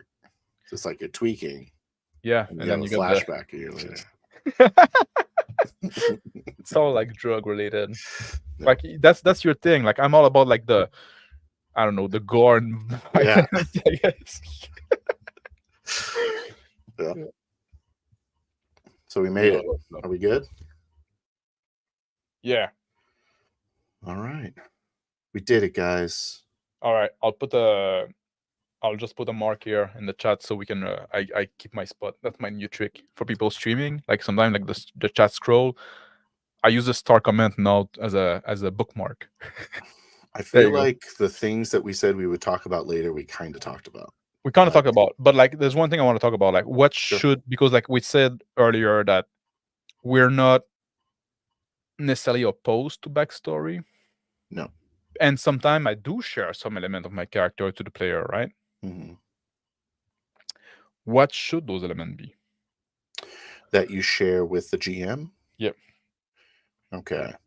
Like I just created this character.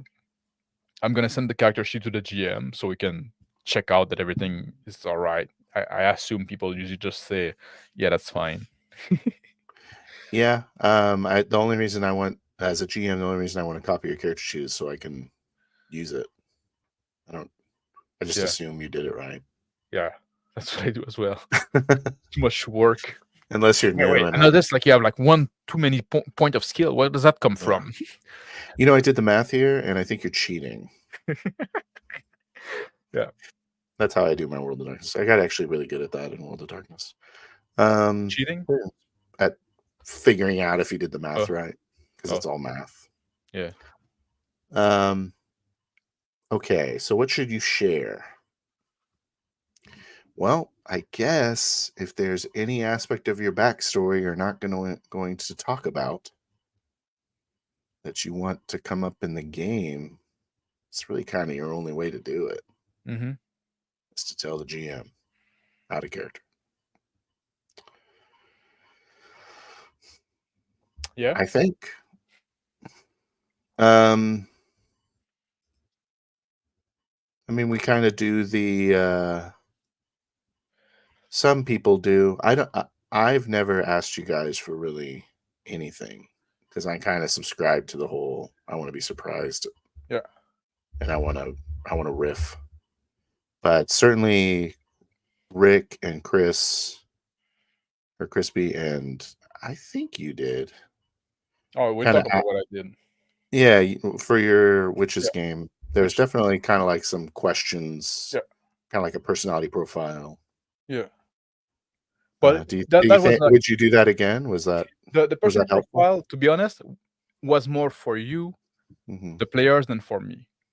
Okay. There were more like question like I wanted you to know about. Mm-hmm. You know that you to think about because those were going to be relevant in that game. But also that was a one shot. Once again, these aren't backstory things. They weren't backstory thing. Like what a question. Like I asked you like because like there was a team for that game, and because it's sometimes when it's a one shot, you want to accelerate thing a bit. Mm-hmm. So like we often talk about, like, we're gonna find out through play, but now like there was this team about like this. I had basically this premise between the religion and the secular world. Now there's this conflict, but there's still witch hunt. They're trying to be phased out. Population unhappy about that. So there was like I thought there was some relevant question that I wanted you to think about, like how religious are you? How do you feel about? I forgot what it were. a lot of it was about that. Like, You also were pre-genning characters with like oh yeah, that's true. with a morality alignment, so you That's kind of had to decide where those were. that's true. I was like this game was made with pre-gen, but like Yeah, kind of like I wanted to create pre-gen character like based on what we what you wanted told it me. for. So like Yeah. like oh yeah, so like what kind of like family, like what kind of social class do you come from, stuff like that, like those questions. Yeah. I guess that's true. That wasn't agree for backstory. It was like for pre-gen as well. I wanted you to think about Yeah. those things, and I pre-gen the character based on that, so you can role play them. Yeah. Yeah. So that's fine. I don't think any of those questions are really backstory, but Yeah, some of you, or there was, yeah. some of you like give me like more backstory, like a written thing. Mm-hmm. You could have just gave me like, well, I came from middle class. My father was this. Yeah. I'm not very like. You could have just like answer like one or two word each question as a bullet point. That would have been fine. Maybe I would have preferred that, but I had to let you know. yeah, I'm pretty sure I let you know some stuff. Yes. Yeah. Yeah. I typically don't want to know the stuff. I started doing that as a 2D GM because I was like, I need you guys to talk to each other. I'm sick of it. And but Crispy and Rick do that. They say, I want to know some NPCs. Yeah. What do you think about that? It doesn't come up through in the game. We did it in Rick's 4-hour Traveler game. Yeah. But I created like 5 other NPCs. Anyway. Yeah, well, yeah, we created a lot of NPCs. Yeah. I love that how we create NPCs because we're on a space station. There should be people around, right? Just like now the space station felt lived in because like I could just turn around and talk to somebody, right? Just like so. And they will listen to you because you're authority. Yeah. Both our character were authority in different manner. Yeah. So, and you see, like this 4-hour game also was interesting because like let's talk about Traveler a bit with the life path system, right? Okay.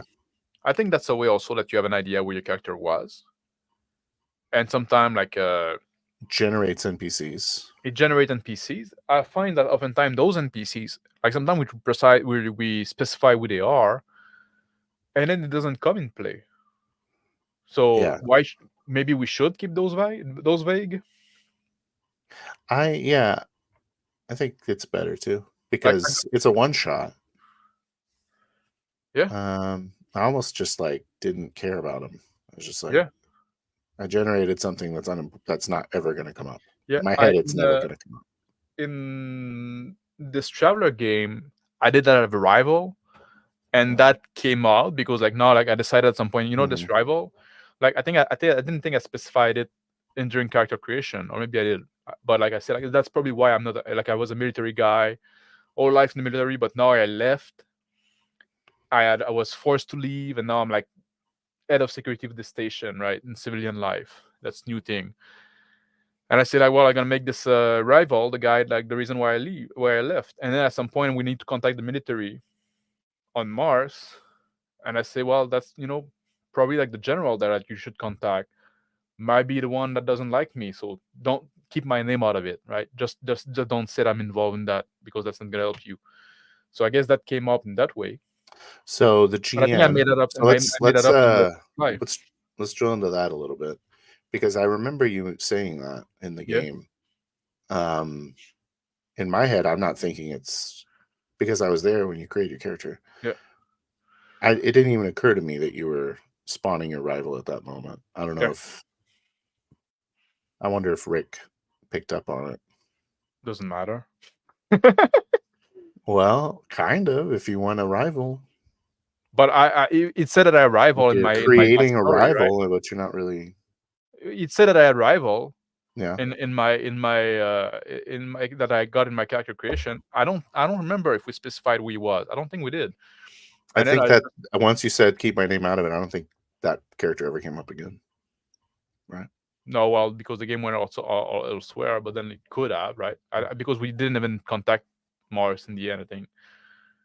Right. I don't remember. Yeah. It was a good game though. Yeah, it's fun. Yeah, and at some point, because like I knew like I was military, and then Crispy had some military experience as well. At some point, Crispy just decided that we knew each other, or that he served under me, and he just like threw that out, and I said, okay, that's fine. Yeah, I'll run with that. And he did it, and also in a very delicate manner, saying like, I don't know if you remember me, sir. We served together. So I could have said like, I don't know who you are. I'm sorry. Just like I could have like shredded off for some reason if I didn't want that for some reason. But I said, you know what? Yeah, I do remember you. You're like, actually, we're best friends. Yeah. Are you kidding? After you saved my life all those times. Yeah. I sucked your dick. No, sorry. Do I remember you? You were the Barack Bunny. Of course I remember you. All those nights we spent together. Just for a packet of crisp. That may be too much. Yeah. And Chris was just like, what did I just do? Well, then like, no, I think you're mistaking me for somebody else. Yeah. No, I'm sure. Trust me. I can recognize your smell still. Take a big whiff in the neck. I don't know. Fades to black for the rest of the production.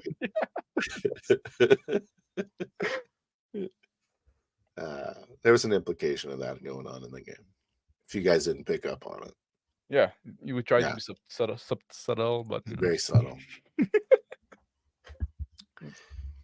So, I feel good. What else you got about?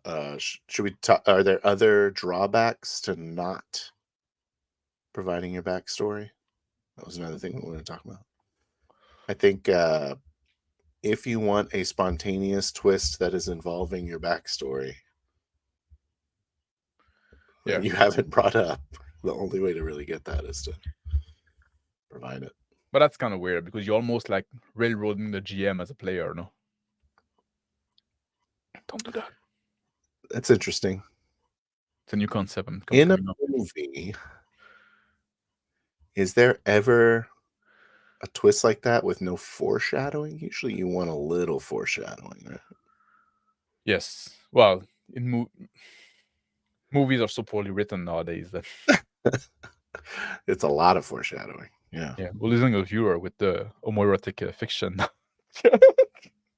You have homoerotic fiction. The homoerotic fiction usually has an implied foreshadowing. Yeah. Well, if it comes out of baked nowhere, into the genre. Feel like bait and switch. Oh, gross! You're a woman. I thought you were just. Oh, I'm not going to go there. I was about to go way too far. Now we're going way too far. Yeah. I didn't drink enough to go that far. Let's pull it back. Yeah, but negative implication of native not having a backstory. Yeah. Yes, I think but it's almost like if you gonna have a GM that's gonna tell you a story, maybe you want to be involved a bit. Maybe you want a character, because the GM's gonna take your agency away. So let's say you're gonna, for some reason, you've decided to play in this railroaded game. Exactly. You're in prison. And it's the only role-playing game around. And you're bored out of your mind. Yeah. Just get shivved. Yeah. It's like, can someone stab me because I am not playing this game. Yeah. The move for me isn't try and weasel in a backstory. I'd much rather be like just pushing 4D. I'm just always creating. Just we're in a town, and just like Shiner says, like, oh, I'm from here. And the GM's like, what did you say? Exactly. He just looks at you with a glare of hate as you co-create with him. Yeah. Yeah. Yeah. If you I don't know. I don't know if there's any drawback. And again, you can think of a backstory on your own, stuff like that. But keep it to yourself and keep it fluid. I think that's the main point I want to say. Yeah. Yeah. I agree. I think we have covered it. I think we had covered it. Let's I'll post the link in chat if you have like stuff you want to add to that. Come and join us. I was trying a bit of a different format tonight for some reason. Also because there was the video, and if there's like 4 of us in one video, that's gonna last forever. Even if it was only like How long did it take us to get through the video? Oh, Justin's feeling jilted. Why you feel jilted? Jump in, Justin. Don't be a bitch. Feeling jilted. Come feel jilted here. How long it did? I don't know how long it took us to go through the video. Not that long, actually. Not too long, right? Not too long. I don't know. Certainly not as long as it took to go through the chat. Yeah. No, yeah, it's true. It's not as funny as I don't say I don't feel jilted, bro. Yeah, it's true. Like, it was funny. It was funny. Wait, feel jilted. Oh, you get it, man. I just like with the video stuff, like yeah, it takes us like what 40 minutes to go to a it's video content, bro. Yeah. I actually got to get my dogs from outside, so I'll let you introduce yourself here, Justin. Yeah. All right, everybody. If you don't know who I am, run. Hello, Justin. How you been? Oh, okay. So, what do you think about this whole thing about the backstory and stuff like that? I think you might have like a different take on it, no? Yeah, I'm very pro letting it flow, right? But you should probably have some idea of the kind of character you want to play, and knowing some of their life experiences might help you define that person. But it's like I said in the chat, it's the shower scene from Starship Troopers. Oh, you talk about that. I don't know what you were mentioning by that, but I remember that scene very vividly. Well, they go around everybody in the group and they give like a brief moment about who they are, but it's not relevant to the story. It meant nothing. I don't remember the dialogue in that scene. Well, very shallow of you. There's more than boobs in life. Well, yeah. I'm more of a butt guy. There were a lot of dudes' butts in that scene, so you might want to be careful saying that in this content. Doesn't do it for me.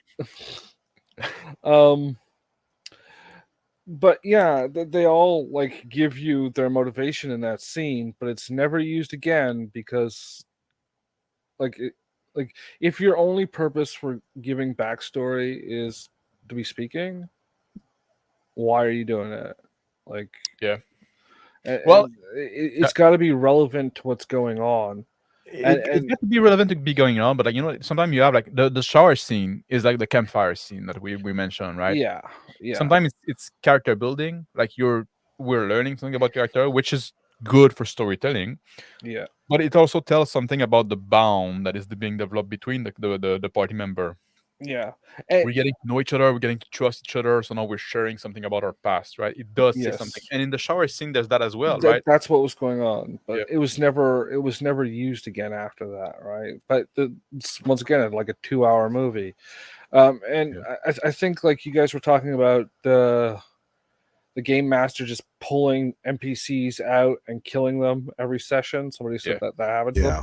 That's a byproduct of your game going on for way too long. It's probably about 30 sessions over its endpoint. That's interesting. Yeah. How long should that campaign go on for? No, because I'm an advocate for like shorter campaign. I like campaign. No, I have no problem revisiting those characters at a different point in their life. But that's not the same campaign. That's a different campaign. Oh, right? Then that's semantic, right? I think the next game. Yeah. No, the next game I'm gonna run is gonna be a longer game. Taking like 6 sessions once a month. I think that's gonna be that sweet spot. Looking forward to it. Yeah, you could do that, or even maybe twice that on a bi-weekly or weekly. But it's like I'd say that's about where you want to kind of keep things in that sort of at max 6 sessions. Well, I'd no, say at max 3 months weekly. Max, like not this guy, but the maximum. You're you'd saying have a is weekly game for for 3 months. 3 months. Yeah, would be So that'd the be like, maximum. Like your players should have solved whatever like thing that they're trying to do, or the thing should have fucked them over by then. Yeah. And or one yeah, way or the exactly. other, Like the right? story of those characters has been told, right? Yeah. Like, but if we do Now- that, now- that means like we rule out the level 1 to 20. I guess we're in campaign now. Yeah. you rule out the 1 to 20 kind of game, which I'm fine. I'm with. not a fan of that. Like I'm in one of those games right now, but And like, I'm not a fan of that. If I want to do that, there's gonna be like time skip, and then okay, we're gonna come back to those character in a different story. Like in a That's why I sequel. said I have no problem coming back to those characters. Like okay, you play a different game, or even you play the same world, but it's like 5 years later in their lives. Yeah, like so you have room for like level development in between there, right? Yeah.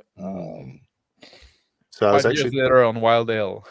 Yeah. 5 years later on Wild Ale. Everyone has badass beards. Yeah, well, yeah. That's the only difference. No one's learned anything. The doctor is still like a prisoner in the camp, and then everyone's more tan and wearing loincloths, shredded with beards, and they're perfectly groomed. Yeah, it's like the only supplies they've got. Wild, beard. I lost an arm. Those are wild hell beards. Oh yeah, you lost an arm at some point. Yeah, I lost an arm. We established that. Yeah. And now it's a chainsaw or something. and Phil, bro, you were supposed to keep the Highlander thing secret. I know it was a good surprise. I'm not even joking. I really liked it, but I had to use it. Who's doing that? It was in the chamber. Justin gave me the idea of turning someone into a Highlander. Yeah, I said the next time he ran a modern game, he should like take one of the players aside at the beginning and say, "You're secretly a Highlander." Because in Highlander, all the Highlanders' friends didn't know, right? It was a shock to them when they found out. Well, the Highlander himself didn't know. Well, I'm assuming that the Highlander was the first time, no? Yeah, I assume that would be in his backstory that you don't talk about. Why did Ramirez help MacLeod? What? Why did Ramirez help MacLeod? Because there were good Highlanders and there were bad Highlanders. Because he was trying to get someone strong enough to kill the Kurgan. Yeah, and he wasn't a dickwad. And they work well together. Yeah. When you're immortal, you want a friend. Oh, maybe I guess. Yeah. I guess that's a valid point. And then say like, well, when there's gonna be just the two of us. Also, if you work together, you can probably kill all the ones that don't work together. Yeah. That's what they should have done. Let's form a team and on the other immortal.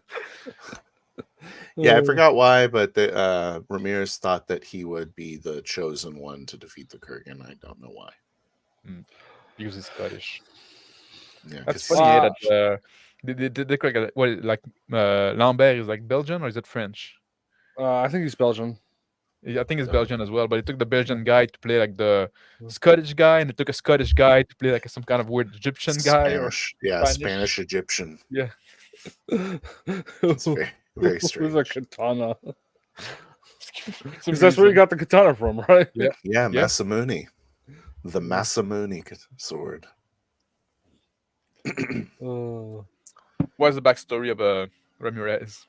He doesn't even have one. He's just like, I'm a weird. Well, he said it. He said it. He said it in his title. His title was his backstory. Yeah, that's basically it. Like in the movie, we often talk about that. Oh, that's the comment I wanted to address as well. Anakim and Aang, somebody was talking about it. But yeah, okay, let's talk about Ender. That's like how much backstory do you need to know? Yeah. Yeah, there you go. Like this guy that lived for a very long time. Yeah. Okay, some kind of weird Spanish guy. I got a katana for some reason, right? So we assume the rest, and we don't need to know much more than that. That's good. Okay, you've lived for a long time. I've been around. I was the alchemist for the pharaoh of whatever. It doesn't say what he did. Whatever you say, Sean Connery. I'm happy with Sean Connery making up whatever the fuck he wants. Exactly. Otherwise, he's gonna Yeah, gonna slap you a bit. he's gonna slap a woman. like the bitch you are. Exactly. Starting like if you don't shut up and you keep asking question, and then the conversation is over. You're gonna get Sean Connery'd. So be careful. Oh, But yeah, somebody in the comment of Diana's Rose video was talking about Yes. like in the thread, like he said, Pull the like, well, comments up. Stop being. man, I need to. You don't have to. You don't have to. turn YouTube wait, on read- again. read It's more the- interesting. Or I got say the comment you were gonna say because it's Shut very up. interesting. Shut up. Wait, Fair not enough. you. The video. The video. The video. All right, let me do a present. Forgot. I need to present this. There. Bam. There you go. That wasn't that hard. Why was I bitching about? Sean Connery has a thing to say about that. Exactly. Can somebody come up and slap and bitch slap me a bit? Phil, you're closer. Blue shirt buddy, slap him for me. Yeah. No. It's more like you're whacking him off. Yeah, I was just slapping his titties around. There's my sweet comment right there. God, I'm awesome. Yeah. You want to? Okay. Phil, let's like. Should I read your comment or I should think you should your read comment? my comment. Yeah, Okay. it's funnier. I gave up on reading backstory to limit prep when I did the whole designing a campaign thing. I also would read out meaningless memorization for passive players that are there just to roll dice and encourage the other players to talk about their backstory in character with the other PCs, rather than just waiting for me to do their catered session. I should have let you read it. What? You should have let me read it. I'm not a very good reader, right? Yeah, apparently. It's new to me. I'm still learning. Yeah. Anything to encourage those guys to interact with each other rather than being a blob of PC. Now you make me laugh, so it's even harder. Sorry. That only interact with NPC. I like to be surprised as a GM by the player. So I won't read them, but encourage a player to have one as well as a short and long-term goal, which I also don't want to know. It's a huge payoff when a PC plays out a quirk or vendetta that you don't expect. I'm happy to play out whatever story a player is proactive in pushing. This guy gets it. Yeah, man. This guy, This guy gets it. I should put a like, but I'm not logged in, so I can't. We I like almost how found you- out his real name. I like how you replied to your thread as your other YouTube channel. Oh yeah, yeah. Sometime just I like, figured that was accidental, but I thought it was kind it of was a funny. mistake. You're like, oh, it's a totally different person backing me up. I'm giving Yes, the I illusion. forgot what It's a channel I totally was different watching person with on. the same Good. name. Giving the illusion of consensus. Exactly. I should do that. Eh? Yeah, That'd be that's clever. fine. You Yeah, have 6 channels. You may as well. exactly. Six? Have a You make a discussion whole with this thread like, oh man, that's the smartest guy I ever read. This guy really gets it. Is your I'm name gonna check Felix it. by any chance? My name Felix. Only on 2 of my channel, but Yeah. that's Smart. Can you stop asking about my hand sauce? well. Just answer the question, then I stop asking. I'm not telling you what I have for breakfast or where I live. Are you at And the no, I bottom? don't have Are a you the Facebook bottom account. comment? What? You're the bottom comment with the most Yeah. replies. That's so weird. Well, It's you know, ju- oh, you have it sorted by like first. no, yeah, maybe. oldest comment. No, sort by top comment. What? That this guy got 46 like, saying if you don't know their backstory, oh, that's the guy I was saying. Are you gonna emotionally manipulate them? Yeah, I guess that's probably like tongue in cheek. Yeah. That's exactly what I want out of my backstories. Cat face. Oh, this is the comment I replied to. This also got 32 comments, 32 likes. I only got 6 likes, Nobody and liked you. I assume that's The pros. Oh, I got 7 now. I assume that's you, Nicholas, Yeah, I like. and some people because I shared a video in Discord. It's our viral marketing campaign. Exactly. Putting in the work. That's our new strategy. Yeah. Okay. This guy. Say I have two type of player. The player who put their heart and soul into the character backstories. The one who might send me a backstory consisting of one singular paragraph which barely managed to say as much as a single sentence, and then I say type 2 is right. Detailed backstory are a symptom of bad game / GM. And then this guy say, well, also, which I appreciate, and say like, and then I did like a long fucking reply because that's what I do. You want me to read it? I always finish it with Yes. sorry for the wall text. The interesting part. I'm sorry. No, keep that accent. Yeah, do it all. It's like a shit German accent.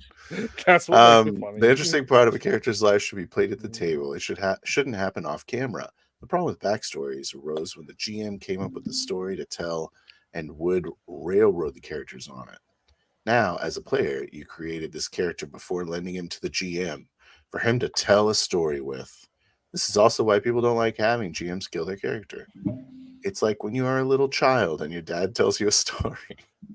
At the beginning, what? Oh shit! I lost track. Oh, there it is.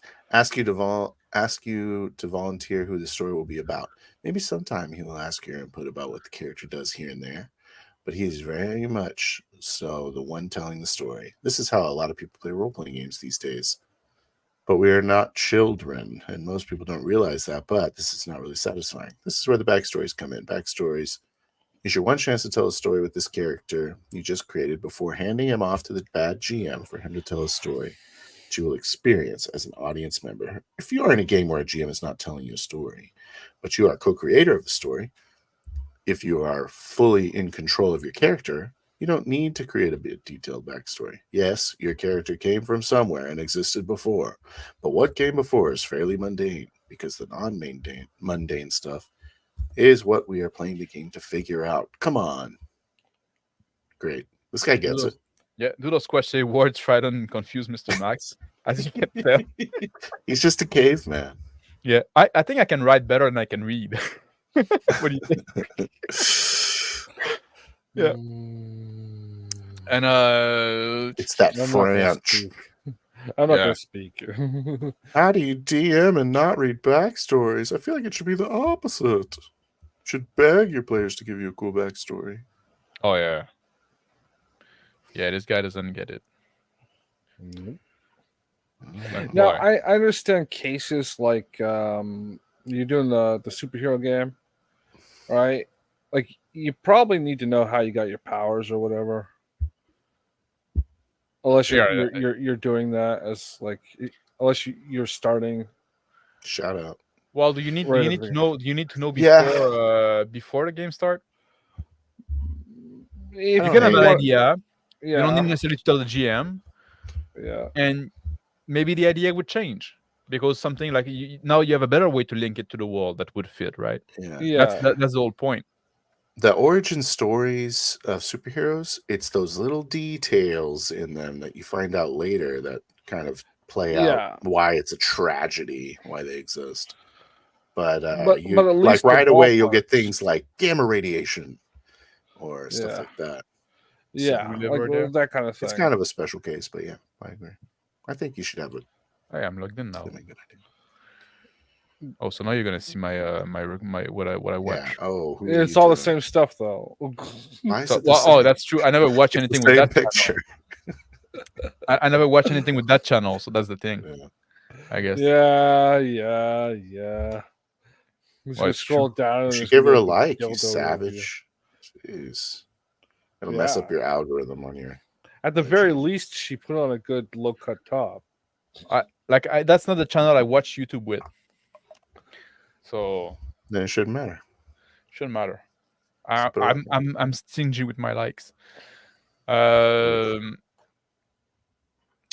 I cannot find the comment that somebody posted, but somebody was posting like, well, surely you think that a character like as complex as Anakin Skywalker or Aang from Avatar should have like I cannot find the comment, but I remember him verbatim. That's the one it's in the 12 comment thread. Yeah, I replied to that guy. Anakin Oh, really? Skywalker. Yeah. His backstory is he grew up a slave. The end. Well, no, man, YouTube is retarded. This 12 comment thread, and like it doesn't show me them all. I don't know, man. Just like I don't. Yeah, to scroll down and hit more or whatever. Yeah, whatever. Yeah, whatever. Oh yeah, I got it there. Yeah. What did you know about Anakin or Aang before like their respective show? Yeah, it's exactly the point, right? Yeah. If we just take like the first Star Wars movie, which Episode 4, as people call him now, right? Mhm. Yeah. And Darth Vader. Darth Vader. Yeah, Darth you Vader, know, yeah. you know he's like a high general lord wearing black armor. He's And- like and- the classic brute force antagonist. The end. That's it. Yeah. But the point He's exactly like bad news. not only we don't know his backstory, Yeah. but what I'm gonna say even more so, George Lucas didn't know his backstory. That's what I was about to say. Yeah. But George Lucas didn't even know Leia wasn't Luke's Luke's sister, yeah. Yeah. Did he know that Vader was Luke's father? Nope. That's cool. that's when they made all like that the second movie. And if you get the book that was written, if they didn't get the funding for the second movie, that's where a lot of that shit came from. So Oh, really? George didn't even write it. That's Yeah. fun. Or he was influenced to create it from that book or something like that. I don't know. I watched a documentary on it like years ago. Yeah. And Aang in Avatar, what do we know? Like he fucking started the show, he's frozen in the block of ice. He's a child. He's a child. He doesn't have a backstory. Doesn't have a- He's the Avatar. He's bald. An airbender. That's his backstory. He is the Stupid last looking and bald. airbender. It's in the title. Yeah, but that's world story. It's not like he didn't do anything. He's just a child. Like he like what is his backstory before the show began? He was in the monastery. He trained there. Then he got frozen in a block of ice somehow. We don't even know how. Is it explained how you got fucking frozen? Yes. But it? like episode later. If you know that, 6. why? Why do you know that? I just watched it again. It's a great show. Because my kid will watch it. Yeah, that's It's pretty family friendly. So until like the later. it's a great show. Avatar is one of my favorite. I'm just fucking with cartoons. you, bro. Watching kids show. It's not even Johnny Bravo, man. I need to rewatch that. But yeah, you don't know much about those character backstory before the show begin, and that's fine. That's a game I want to play. Johnny Bravo. The I role-playing don't know. game? I don't know how we could. No, you'd have to make it up. I don't know how you'd make it work though. I just want an excuse to go ooh as much as possible. Just live your life that way, Justin. Yeah. Just be. Turn Johnny yourself into a real life Johnny Bravo. I Yeah. dare you. You got a I'm year. not, I'm not blonde enough. Well, that's the least important part. Bravo. of Do this everything except the blonde part. Yeah. Most enough 14. Is he 14? Something like that. Really? I thought he was an adult. No, he was like a teenager. Isn't he like Really? a total? Yeah. Isn't he a total pussy hound? Yeah. Yeah, why do you think he keeps getting rebuffed by fully grown women? And he's way too big to be a Because teenager. he's a kind of a pig, isn't it? Yeah. Isn't that the point? Because woman. Oh no, wait, I cannot. Not all women are bad. Just Yeah, I once know, I you know, I know, because you're not Johnny Bravo. You're a Because they ginger. attract bad women. You don't have Johnny Bravo's charisma. I don't have any That's charisma. the problem. That's my dumb stat. And you still got a fine. 0 in it. Yeah. Uh, But so is there anything else we want to add on backstory, or do we keep that stream short? Like what else did we? I think we did a fairly good job at covering it. Replying to did. the deal. I think we were thorough. Yeah. What do you think, Justin? Anything you want to add? I Anything don't know. smart. I wasn't here when we watched the video. Where were you? Start it up. Yeah, slide it again. Start it up. No. I don't know if we talked enough about co-creation in the session 0, but I think you guys. Oh, get we the can. idea. Maybe Yeah. that's a separate video. Maybe I that's a don't know. separate topic. Yeah. Yeah, you Yeah. should. That I think that should be like a topic for a whole show, like co-creating the world and world design, I would like to call it prep in 4D. prep, and world design. Yeah. Let's talk about that. But you Maybe gotta next week? spell. Not You gotta as- it's spell not it as the way punchy. the drug is spelled. Hmm? You gotta Prep. spell it the way the drug is spelled. How do they spell it in the drug? Prep. Yeah, It's prep. yeah. You know, like prep the medicine. Yeah. I don't. don't? I know there's a drug called prep, but I don't know anything about it. You know, it's to avoid getting AIDS. Oh, that's right. Yeah, that's and like maybe I got kind of like playing raw without prep. Mhm. Like- Oh, you know what we could call it? What? Backing into prep. Let's not get too weird. If you're not getting weird, what are you doing? Yeah, Johnny But- Bravo got weird. I think I think maybe there's gonna be a shorter stream tonight. All right. Yeah, Yeah. it's not bad. I guess it's gonna be more watchable for people at home, and hopefully, some of Less watchable with every passing minute. yeah, exactly. Hopefully, some of Diana's people like are gonna watch this video and like be exposed to a different way of doing things. If you put And- at her username in the title. I did. Of course, I did. Oh, in the title, I did in the description. Okay. So you Maybe can I'll go still look her up if you want Yeah. to. Highly recommend it. Yeah, I know that they get messaged it if it's in the title, but I don't know about the description. Especially if you like D&D. It goes in the mention. Yeah, It's a good channel. Yeah. And obviously, if she ever want to talk to us, and like I know also we talk a lot about stuff, right? And we talk about like we use some term co-creation, and we use some term that are kind of imply here. Yeah. Because it's what we talk about, right? So maybe if you're new to this channel and to this concept of what we call 4D role play, right? Maybe a lot of those like term are gonna be you're not gonna know what we talk about, like, but go look at the other video on this channel. Like we explain a lot, right? What You is 4D guys- role play? You guys Happy think to- there's a website with the? I think it's not ready yet. it's not There are ready pictures yet. ready, yeah, with the lexicon. I'll share the link when it's ready. Okay. But I think I don't know. I need to check with Rick with that. Feel free to leave a comment, though, and we will answer your comments. Yes. Yeah. Yes. And Like again, Diana, if and you ever want to talk to subscribe. us for some reason, I'd love to. Let's have a civil chat about role playing and what we think how we think you could get more of the hobby by Or focusing more on role uncivil. playing, or uncivil if that's what you want. I'll let you choose. Ladies' choice. Ladies' choice.